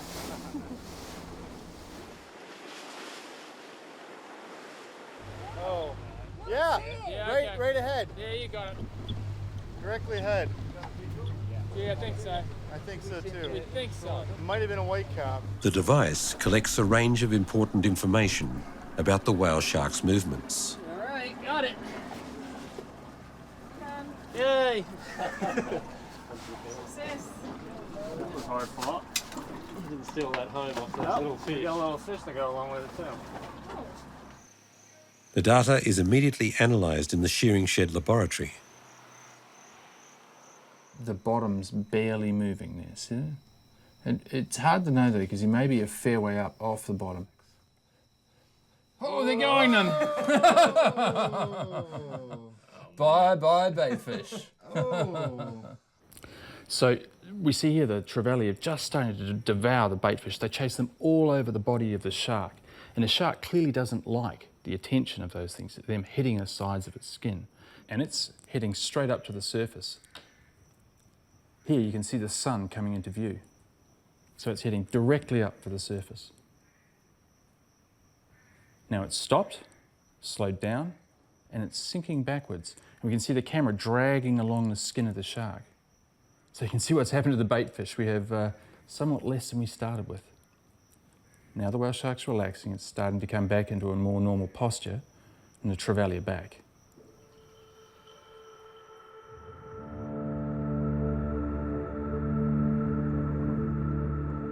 Each whale shark's spots are distinctive and are used to identify individuals.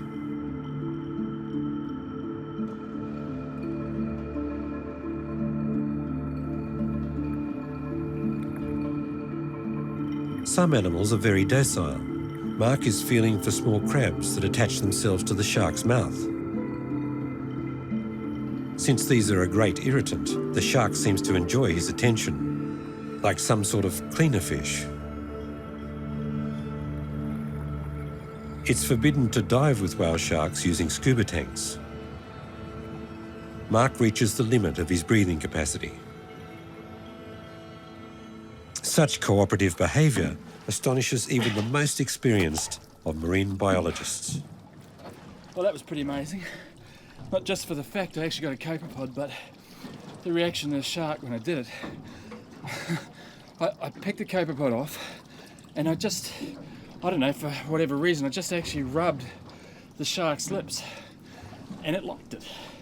I just kept doing it and the shark just, whoa, stopped went vertical and just hung there. I've never seen anything like it. It's just amazing. All I can think is the sharks out there, they've never seen a human before. They don't know what we are. The crew back on board. The captain navigates to deeper waters. Mark is excited that he's captured a couple of the parasitic crabs. The copepod's parasitic. It eats the skin of the whale shark. But what we're interested in is the genetics of those copepods, because they may tell us where that shark has come from. By looking at the genetics of its parasites, we may be able to track where the shark's coming from. This is a great mystery. The life cycle of the whale shark is completely unknown. Where are their breeding grounds? Where do they give birth to their young? And what are the main food sources of these giant tropical fish? One of Mark's next schemes is to fit the sharks with transmitters and find out how far and how deep they swim. Mark hopes that one day he'll be able to decipher the mystery of the whale shark, to help teach people to respect the sea and love its inhabitants. It's an amazing and unique experience, and I'm really hopeful that my work contributes to the conservation of this place in the future, and that maybe one day my kids can come here and experience it in exactly the same way I have. The old lighthouse that used to help ships navigate safely around the dangerous Ningaloo Reef is a good place to pick up the whale shark signals.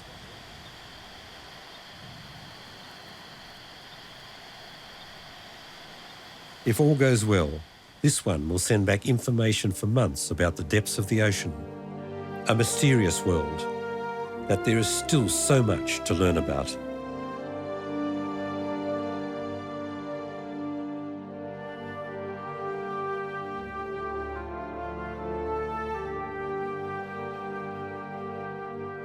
Ningaloo Reef and Shark Bay, and the bright red landscape of the Francois Perron National Park is all now part of the UNESCO World Heritage Protection Zone. A unique and fascinating area of the Earth's natural history has been preserved for the future in almost pristine condition.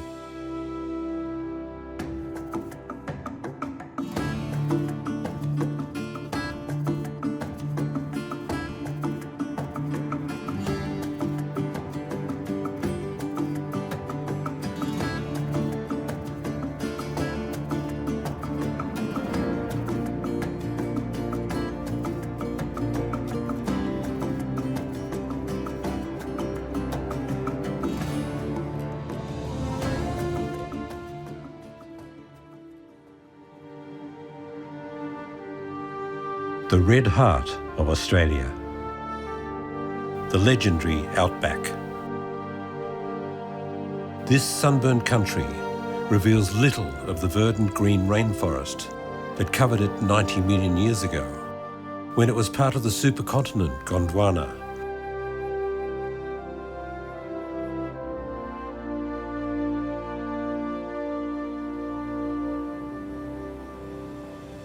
Australia's curious marsupials are the last living witnesses of that distant past.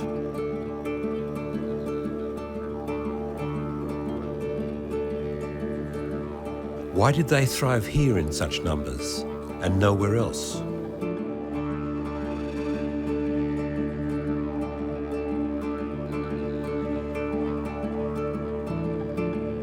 The polished sandstone domes of the Olgas and Uluru are sculpted by the eternal winds of geological time.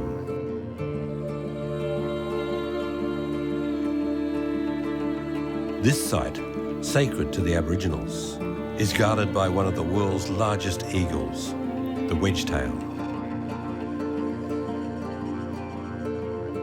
The arid landscape is gouged by occasional violent floods, which subside, leaving the soil struggling to retain moisture.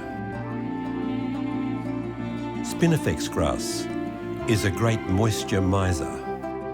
It grows abundantly in the poor red soil, but tastes like straw, even to the wild camels. Their ancestors were brought here as outback transport in the 19th century. With nearly 1 million camels, Australia now has the biggest population of wild camels in the world. The Australian continent has been an isolated landmass for over 50 million years. Both floods and scorching heat have made it what it is today. But biologist Peter Latz believes the biggest influence of all has been fire. It burns like crazy.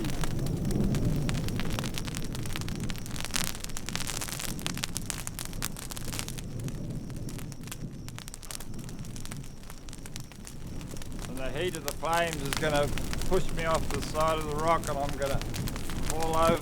And this is a cold, frosty morning. And just imagine in a hot, windy summer's day, this fuel can just burn away the trees and shrubs. And that's how Spinifex takes over the country. It uses fire to get rid of its competitors and take over the country. Rather than matches, though, the usual cause of desert wildfires is lightning. In most of Australia, bushfires are common. Years ago, Peter wondered how different this country would have looked without the influence of fire. He studied the fire sensitivity of shrubs, trees and other plants in the area where he grew up and which he knows best. The West MacDonnell Ranges, now a national park near Alice Springs.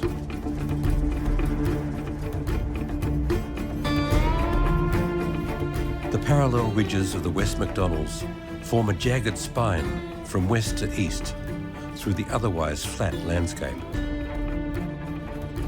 When fire breaks out on one of the slopes, the wind drives it for miles across the ranges. Only the deep-cut valleys are sometimes spared.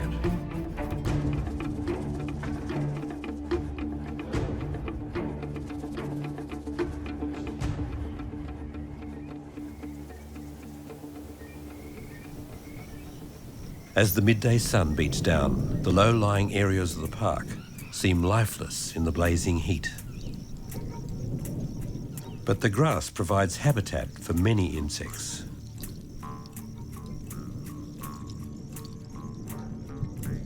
There are over 1,200 species of ants in Australia, and for them, it can't be hot enough. Ants are the only source of food for the bizarre thorny devil, a small desert lizard that gobbles up to 750 of them a day.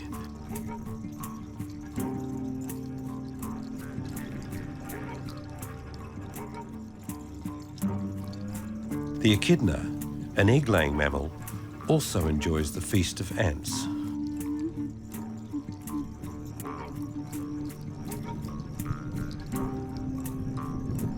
The echidna rummages in rotten logs or digs in the ground for ants and termites.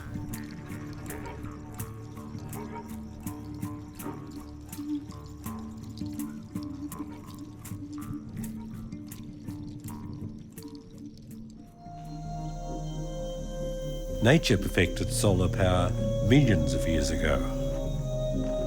The blistering heat is ideal for the cold-blooded reptiles.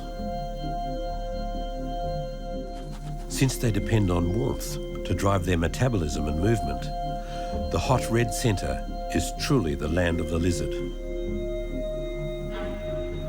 The planet's greatest concentration of lizards is here.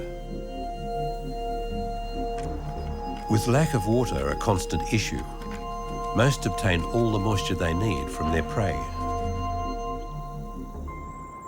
But a new predator has recently arrived in the district. A formidable and indiscriminate hunter, the feral cat. Over the past 200 years, they have bred in the wild so successfully that up to 10 million feral cats now call Australia home. Feral cats threaten many species of native wildlife with extinction. Biologist Rachel Paltridge is finding out why. She is particularly interested in learning how the common cat can possibly survive, let alone thrive, in the deserts of Central Australia. The red-backed kingfisher is an easy target.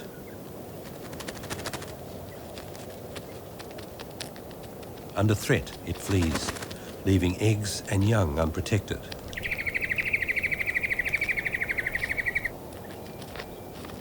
Rachel's work has revealed that deserts are a surprisingly good habitat for cats.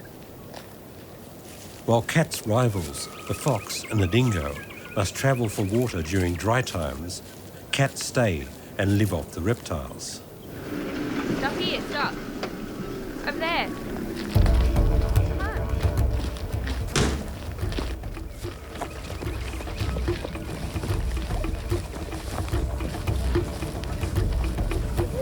There's no way that I'd be able to capture cats without the help of the Aboriginal women, but with the Aboriginal women we can always get a cat pretty well when we want it.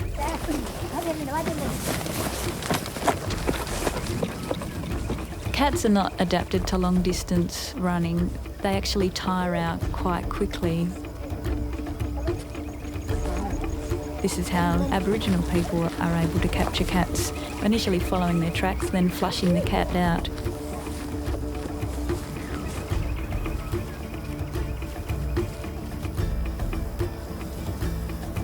The cat is exhausted before the Aboriginal trackers are.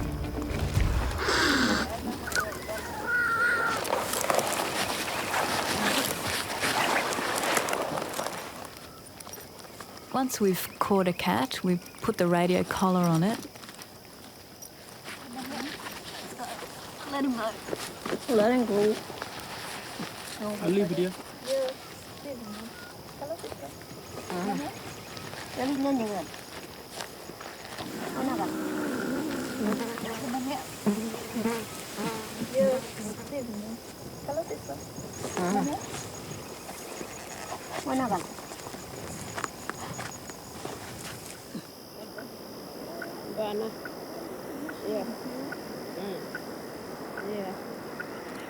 Next day, Rachel picks up signals. When they find tracks, the Aboriginal women piece together the cat's story from prints in the sand. Aboriginal trackers can interpret from its tracks where it's gone, exactly how far it's travelled, Last night? how many times it's pounced on prey, what it's eaten, how many times it's sat down, what's happened when it's met other cats. Pretty well everything that's happened. Rachel's work has cast light on how cats can survive in the desert. I think the fact that cats can survive independent of water is the most important thing that's allowed them to survive right through the deserts.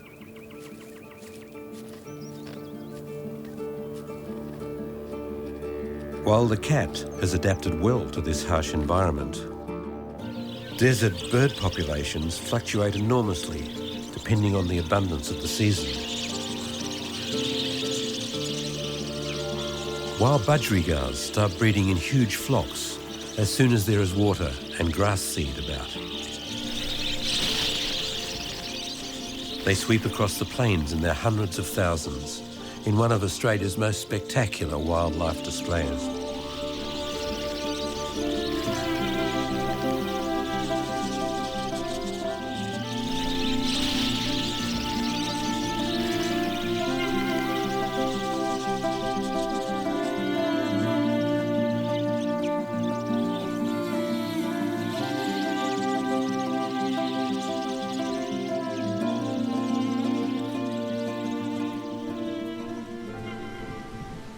To many, the Outback is an arid wasteland. But Indigenous Australians use it as a vegetable garden. What at first seems like a desolate acacia scrub provides good food for the experienced bushmen, like Peter Latz, who learned from the Aborigines. So even though this lovely big mulga's dead, we have now a solanum growing up after the fire, and you can see there's lots of flowers on it. And in another month there's going to be, oh, not only another month, look at the fruit on here already. This is bush tomato, it's not ripe yet. I grew up eating this plant and I like it, but it's just like someone eating olives for the first time. They don't think they're very delicious, but once you get used to the taste, they're good eating as far as I'm concerned. What have we here? This is one of the most important grass seeds in Central Australia. Tiny little seeds, a lot of work. So Aborigines, the women had these coolamans which they used to winnow the seed from the ash and anything else that's in there, and then put it on the grinding stone and grind it up with a bit of water and make like a dough, which you then cook on the ashes, and it's like the bread of the natives. So we're looking at the wheat of the desert here. Peter is a botanist and a doctor of biology. His publications on the dry habitats of Australia are known internationally. He still goes searching for signs of the original vegetation of the outback. We're in the middle of what I call a dry jungle. It's just very unusual in the desert to see this vine climbing up the tree, and if we can keep fire away from it, it'll go right to the very top. But you can see here the trees are multi-stemmed because it's been burnt in probably 100, 200 years ago, and it's had to resprout from the base. In his childhood, Peter and his Aboriginal friends roamed the West MacDonalds, searching for nature's treats. So here's the flower you just pluck at as you walk past, and you can just suck the nice sweet honey out of it. But which plants are edible and which are toxic? This poisonous plant bears a confusing likeness to the delicious bush tomato. For the edible things, it's really quite simple. You find the plant and go to the most sensitive part of your skin, which is under your arm, and rub it in there, and if it doesn't sting, then you can try putting it in your mouth. And if it still tastes all right then, well, lucky you've got a pet dingo there, and you can feed him quite a bit of it, and if he doesn't die, then you know that it's edible. The outback seemed utterly bleak to the first European explorers. For them, the red centre meant only hunger, unbearable heat, and deprivation. But if you understand it like its most iconic resident does, you can find something to eat almost anywhere. The giant red kangaroo is the largest living marsupial in the world.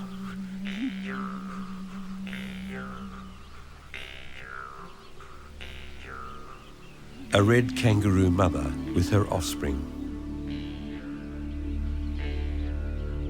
The joey will rely on her milk for a year. They have coped better than many other marsupials and live wherever the trees are to act as shade.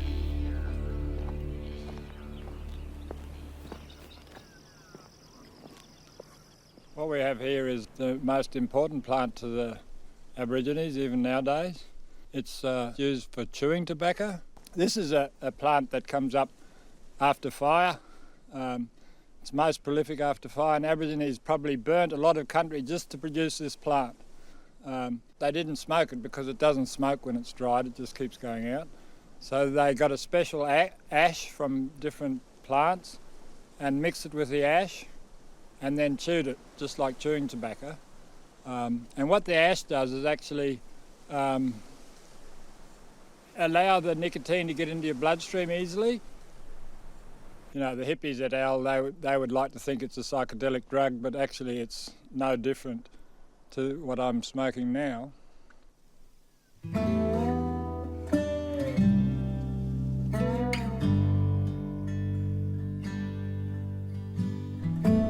Peter's grandparents were 19th century German immigrants. The family grew up in the Hermannsburg Lutheran Mission, on the edge of the West MacDonnell Ranges. His father was a mechanic. It was here Peter learned about life in the outback, and especially the so-called bush tucker, the food that nature provides, even in the desert. Yeah, well, I was born here in 1941.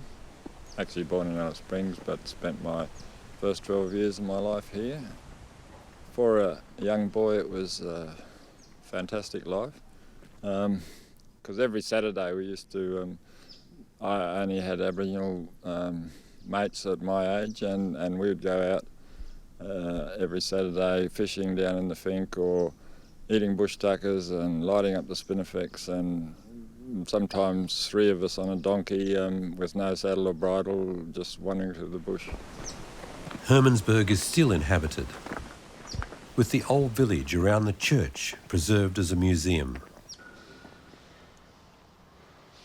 The settlement was founded at the end of the 19th century by immigrant missionaries.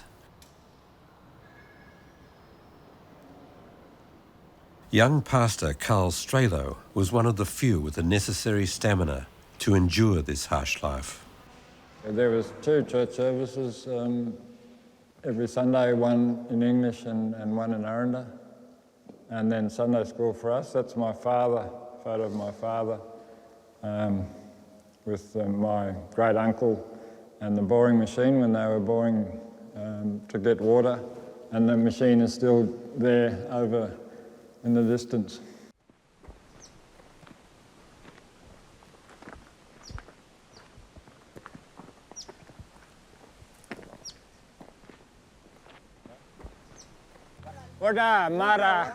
Word gets around that Peter has arrived. His old friend Herman comes to see him. He speaks Aranda, the language of the original inhabitants of the West MacDonnell's region. We were riding donkeys together when we were young fellas and catching the fish. Herman and I used to go out and spear them, didn't we? Spear them? Yeah. And take netting wire. Well, we used to walk around. What I owe the people that brought me up is the fact that they taught me not only bush tucker, but they taught me to be a good observer. And that's held me in really good stead as a scientist. There is a theory that the first 5 years is the important part for your brain. It actually forms pathways. And so my brain is wired more in the Aboriginal way, I think, than the white man's way. The Dreamtime is the creation story of the Aborigines, and it's still alive today. Legends have passed down from generation to generation about the genesis of the country's hills, canyons, and watercourses. Its sacred landforms mark the Dreamtime's mythic geography. When the rainbow serpent vied with the sun and other great spirits to mould this land, allowing water and life to flow through it. The Goss Bluff crater is one of the most important sites on the Aranda people's spiritual map. Many Aranda come here to commune with their ancestors.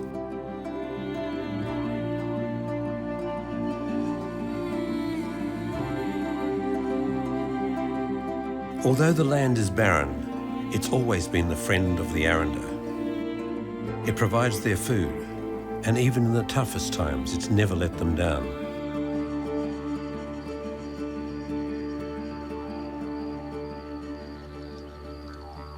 When it rains, nature produces a special treat.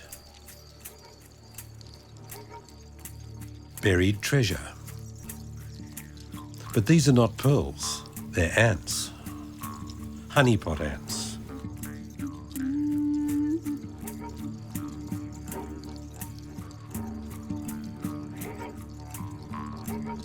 Although it's hard work, it's always been the duty of women to collect the honeypot ants. First, the honey soldier ants have to be identified among the different species. The sun must be high in the sky, casting few shadows. The rest is done with a practiced eye and patience. It's important to find the exact hole where the soldiers disappear into the earth. To look for ants with yellow stripe at the back. They come up every after the rain. They walk around, get all the honey from the trees. The mother trees. With them red flowers, they get some honey from there, the workers, and they go down to feed them other ones. Then the hard part, following the path of the soldiers deep underground. Their tunnels are usually vertical, running 2.5 metres straight down. If you dig carefully at first, you can trace their direction.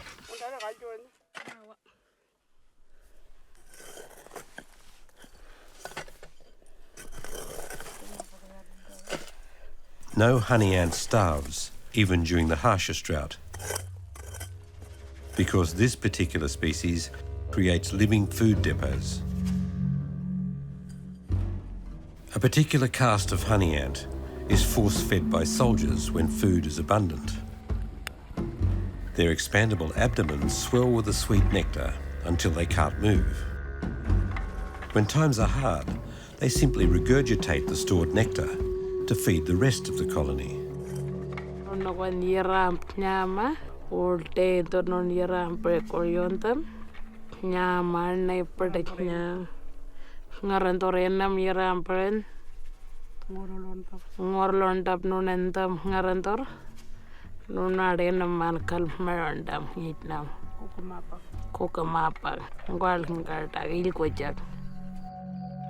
You can think of honeypots as vitamin C candy because the ants' abdomens contain many health-giving substances besides sugar. To this day, Aranda women feed them to their children as a cold remedy. But at Hermannsburg, all the kids have to do to get their vitamin C is to go and pick a lemon. This old citrus tree was already bearing fruit when Peter was a boy. This is the house that I grew up in, and the house looks much the same, but the garden was very different in those days. We had a lawn here where we used to sleep on the hot nights when the house got too hot.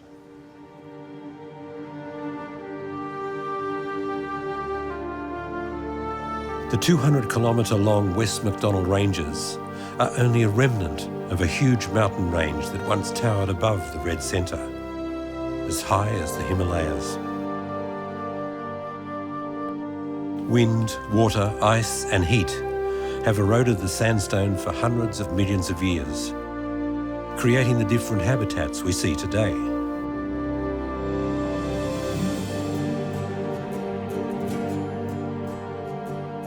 To the east, the end of the range disintegrates into sand, forming the dunes of the Simpson Desert.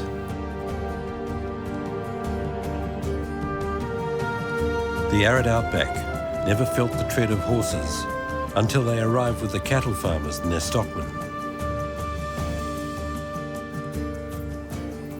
Now there are more wild horses or brumbies here than on any other continent.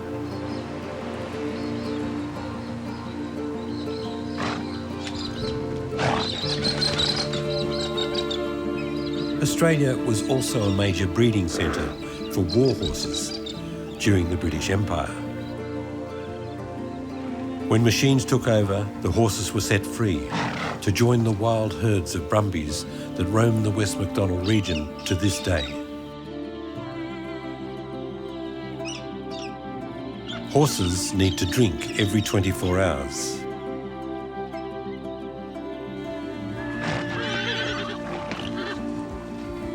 They socialise around the waterholes. In good seasons, their population increases dramatically. But as an introduced animal, the horse is not as well adapted to drought as endemic species like the emu. In severe drought, emus form large groups and follow the rain clouds for hundreds of miles until they find pasture again. These migrations have left many a farmer in despair when he finds hundreds of these huge hungry birds trampling his crops. The emu is one of two heraldic animals of Australia, the other being the red kangaroo. Both are relatively common, so much so that in good seasons, these red giants sometimes breed to plague proportions. If they are attacked or during dominance battles, males rock back on their hind legs, using their tails for balance, and lash at each other with sharp claws, like a boxing match.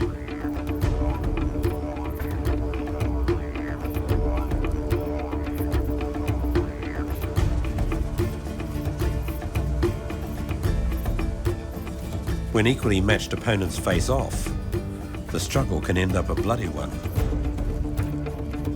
But there are seldom fatalities. More likely it's the terrible droughts that ravage the wildlife of Central Australia. And there are always scavengers, like the wedgetail and the dingoes, to deal with the carcasses.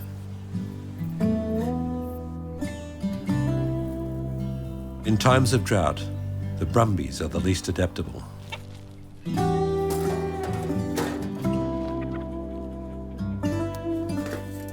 It's been 8 months without any rain. As the water dries up, the pressure on the waterholes is enormous.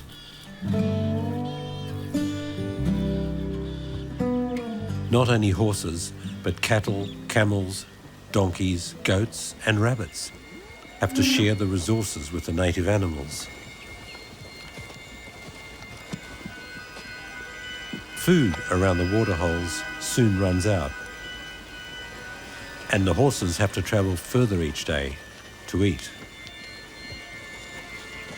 This makes them weaker still, and soon they are caught in a deadly cycle of starvation and thirst. With 200 horses drinking at this waterhole every day, it soon dries out. They take to digging in the dry riverbeds.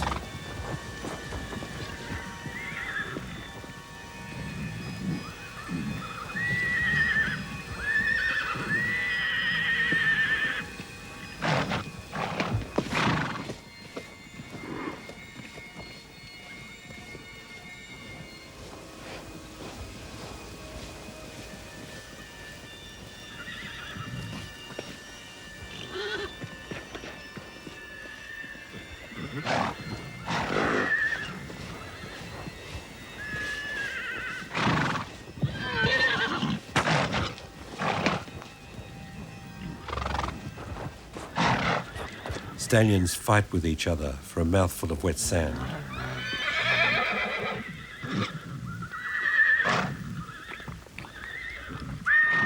A desperate mare pushes her foal aside. The mother must stay alive to breed again. It's the law of nature.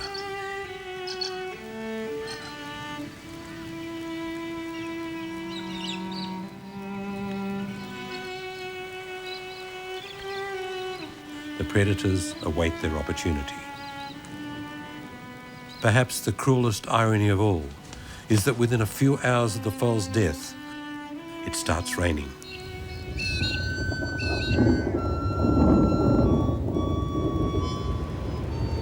Bringing 50 millimetres in a flash flood.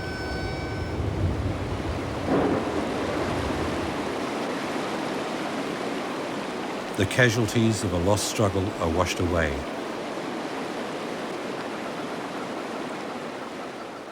And within a few days, the green shoots will come through, and the survivors will eat again.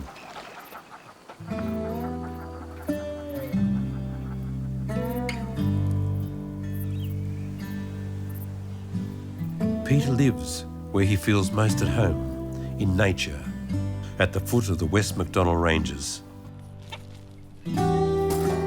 It is 50 kilometres to Alice Springs, so he grows as much of his own food as possible.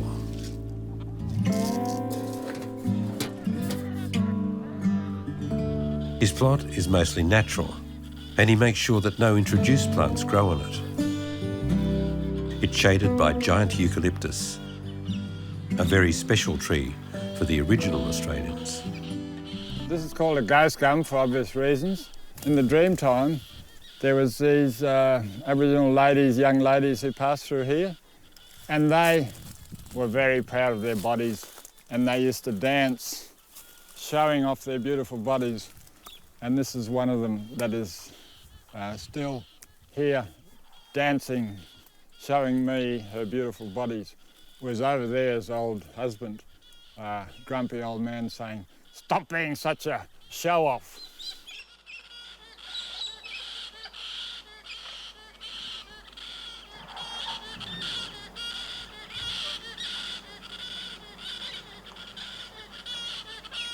Peter built this little house himself.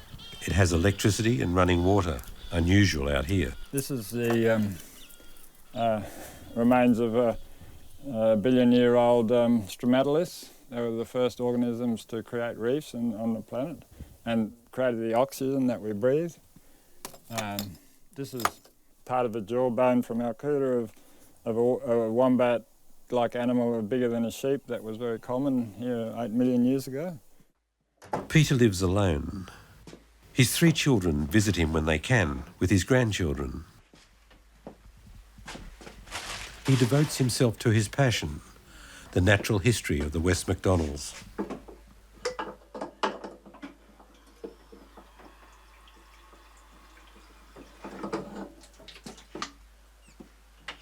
Some of his fossils give an indication of what the vegetation was like in the early days of life on this part of the Earth. So about 8 million years ago, the biggest bird that ever walked on the planet was walking around in this part of the world, and I'm helping the expert dig out the bones east of Alice Springs. And here's just a little toe bone of the bird, and here's part of its huge leg bone. And it's not related to the emu, it's related to the geese, actually.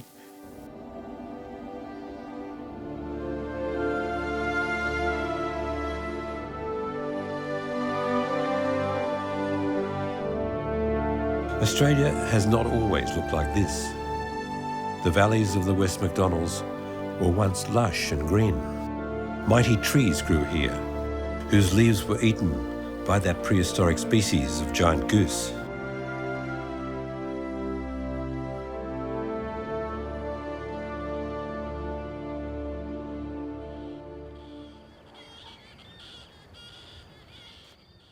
The interesting thing about this whole area is that there is something like 15 to 20 types of shrubs and trees. There's such a diversity of plants that you have to say it's a jungle, a mixture of all sorts of different plants. And that's high biodiversity. That makes this place very special indeed. Although the red sandstone has hardly any ready nutrients, the vegetation has thrived on recent heavy rain. But it is already tinder dry again and ready to burst into flames. Once everything is burned to charcoal, the dry roots of the shrub no longer give the rocks support, and erosion will take its course. So here we're looking at the type of vegetation that I consider was the primary Gondwana land vegetation that was common all over this desert 100,000 years ago. And you only find little patches of it left here in these fire shadow areas where the fire can't get into. But all you have to do is just look around the corner up on the hill here, and you see the spinifex with the mallees. Now, mallees love fire, so that would have had dry jungle all over it before you got all the fire coming in and destroying what's behind us.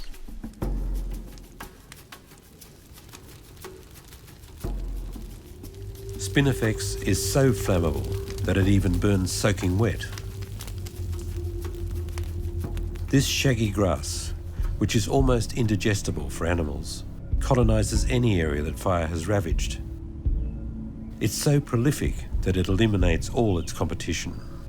Of course, Spinifex doesn't sit down and say, I'm going to take over the mulga. It is just a process that's happening where one plant has a better advantage after fire than the other one. But I like to think of the spinifex sitting there saying, "Ah, Mulga, you're doomed. We're taking over. You've had it, mate."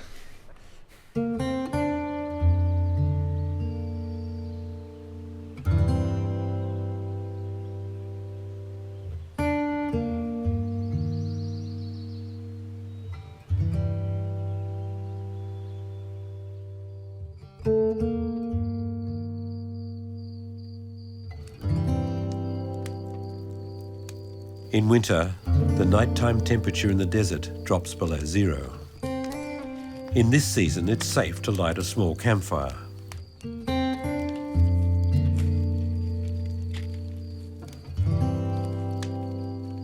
Peter is now over 70 years old. He worked on cattle stations before he began to study biology. He has spent most of his life in the outdoors. 4 plants are named after him as international recognition for his botanical work. The insects move more slowly after sunset. The narrow-footed marsupial mouse, the dunnart, is on the hunt. Almost all small mammals in Central Australia are nocturnal. Otherwise, the heat of the day would dehydrate their fragile bodies.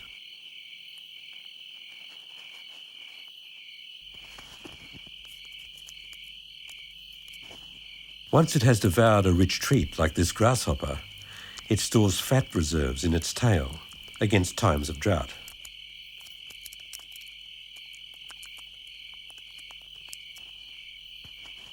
This resourceful marsupial mouse cannot do anything to prevent the destruction of its habitat by fire.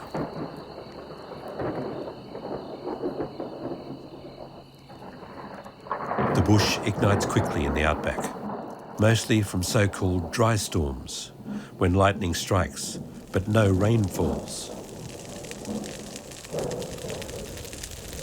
But man-made fires have also changed the landscape. Wherever the Aboriginal tribes roamed during their seasonal migrations, they used their fire sticks to create paths and clearings. Many animals are killed by bushfires if they're too slow to escape. Fire in the flat grassland spreads quickly and can soon get out of control. But here at least it's accessible by fire crews. Mountain fires, however, are much more difficult to extinguish. They can unleash an inferno that will burn out of control. Few animals possess the survival strategy of the echidna. Probably why it's one of the oldest species of mammals on Earth. Fire has changed this landscape permanently. For some species, it brings new life, but for others, permanent disaster. The winner in the end is the indestructible spinifex grass. So what we can see here is there's been 2 fires here, and the taller trees survived the first fire, but what was here before is now burnt away, and we had young mulga coming up, and they've been burnt in the second fire, so we don't expect to see any mulga back here again. Whereas you look over there, you can see where there's still some mulga left. So this is now just ready for the spinifex to come in, and goodbye mulga forever. Even in the desert, there are secret stores of water.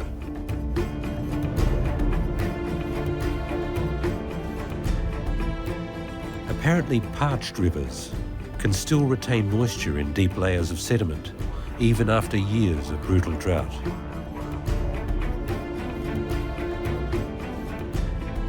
Ranges are punctuated by canyons and gorges caused by millions of years of water erosion.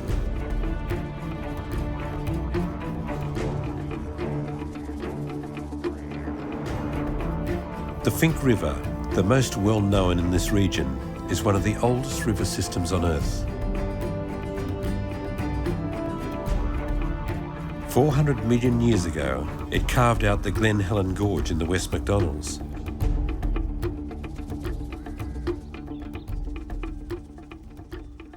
Along with 5 other gorges in the ranges, the waterhole remains full even in extreme dry periods and forms a precious habitat. For most of the day, it's shaded and cool.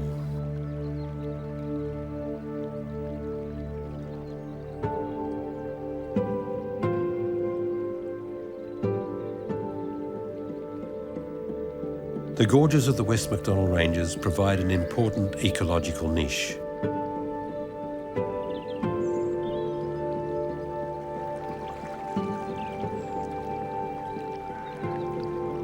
The freshwater fish in these shallow waters used to live in the ocean.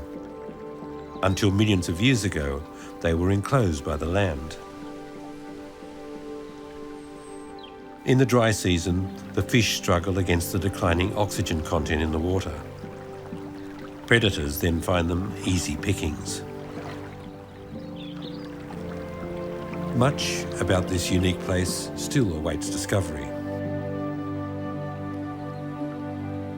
The picturesque Ormiston Gorge, with its rugged cliffs and sheltered valley billabongs, is one of Peter Latz's favourite hunting grounds. It is so botanically rich because it is largely protected from bushfires. Now this tree is very fire sensitive. You won't find any in the spinifex up the hill there, but it was an important plant to the Aborigines, and they told me when I first asked them about it, we used it to smoke our babies.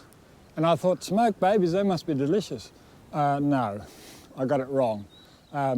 What they do is they dig a hole, baby size, light a fire in it, till the coals burn down, and then they put this plant on top of the coals, and the fumes that come up are very good for the baby.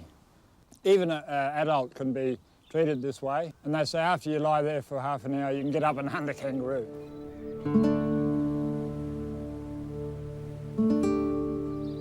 The series of billabongs in the deep gorges of the West MacDonnells inspires images of a desert Eden. Today, only remnants of this earthly paradise are preserved, and you have to look long and hard to find them.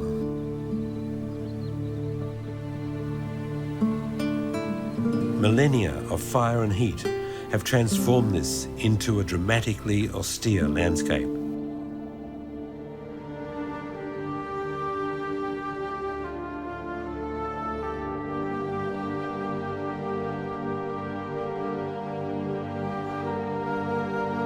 But for connoisseurs of the past, a protected valley at the southern edge of the West MacDonnell National Park takes us to a time when dinosaurs still roamed the earth. A fringe of St Mary's palms points the way to one of the most beautiful places in Central Australia.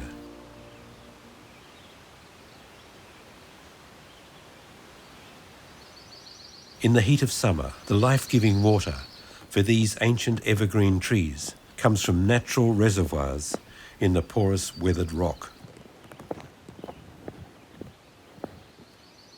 What Peter is particularly interested in here are some shrubs with feather-like branches, not unlike palm fronds. So most people think this is a palm. In fact, it's closer to the ferns. It's really dinosaur food. This is a plant, or very close to it, that was around when dinosaurs ruled the earth. It's very ancient. And in fact, if you look at the big palms behind that grow very tall, you'd think they'd be much older. This individual here is probably 4 times as old as those big tall palms in the background. Palm Valley is the only place in Central Australia where St Mary's palms survive. They are a remnant of the red centre's ancient tropical past. While botanists once struggled to understand what the species was doing here, the Aborigines have their own explanation from the Dreamtime. In their creation history of this country, every rock and every tree has its place and its own special purpose. The Aboriginal story is very interesting too, because there's a hill 100 kilometres north of here, and the story, the Dreamtime story, is that the old men were initiating the young men, and they had their hair tied into a bun behind their head, and which was traditional. And there was this huge bushfire. It was so terrific that it killed all the old men and blew the young men up into the sky, and some of them landed near Goss's Bluff and turned into the grass trees, and the rest of them landed here in Palm Valley. And so these trees you see here are actually, in the mythology, the spirit of the young initiates who were burnt in this horrific fire.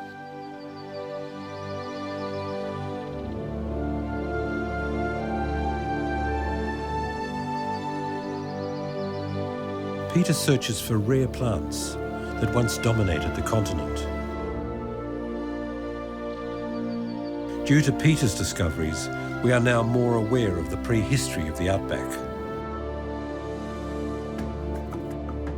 And this gem in the heart of the West Macdonnell National Park is a living remnant of how the red heart of Australia once looked, before fire changed the country forever.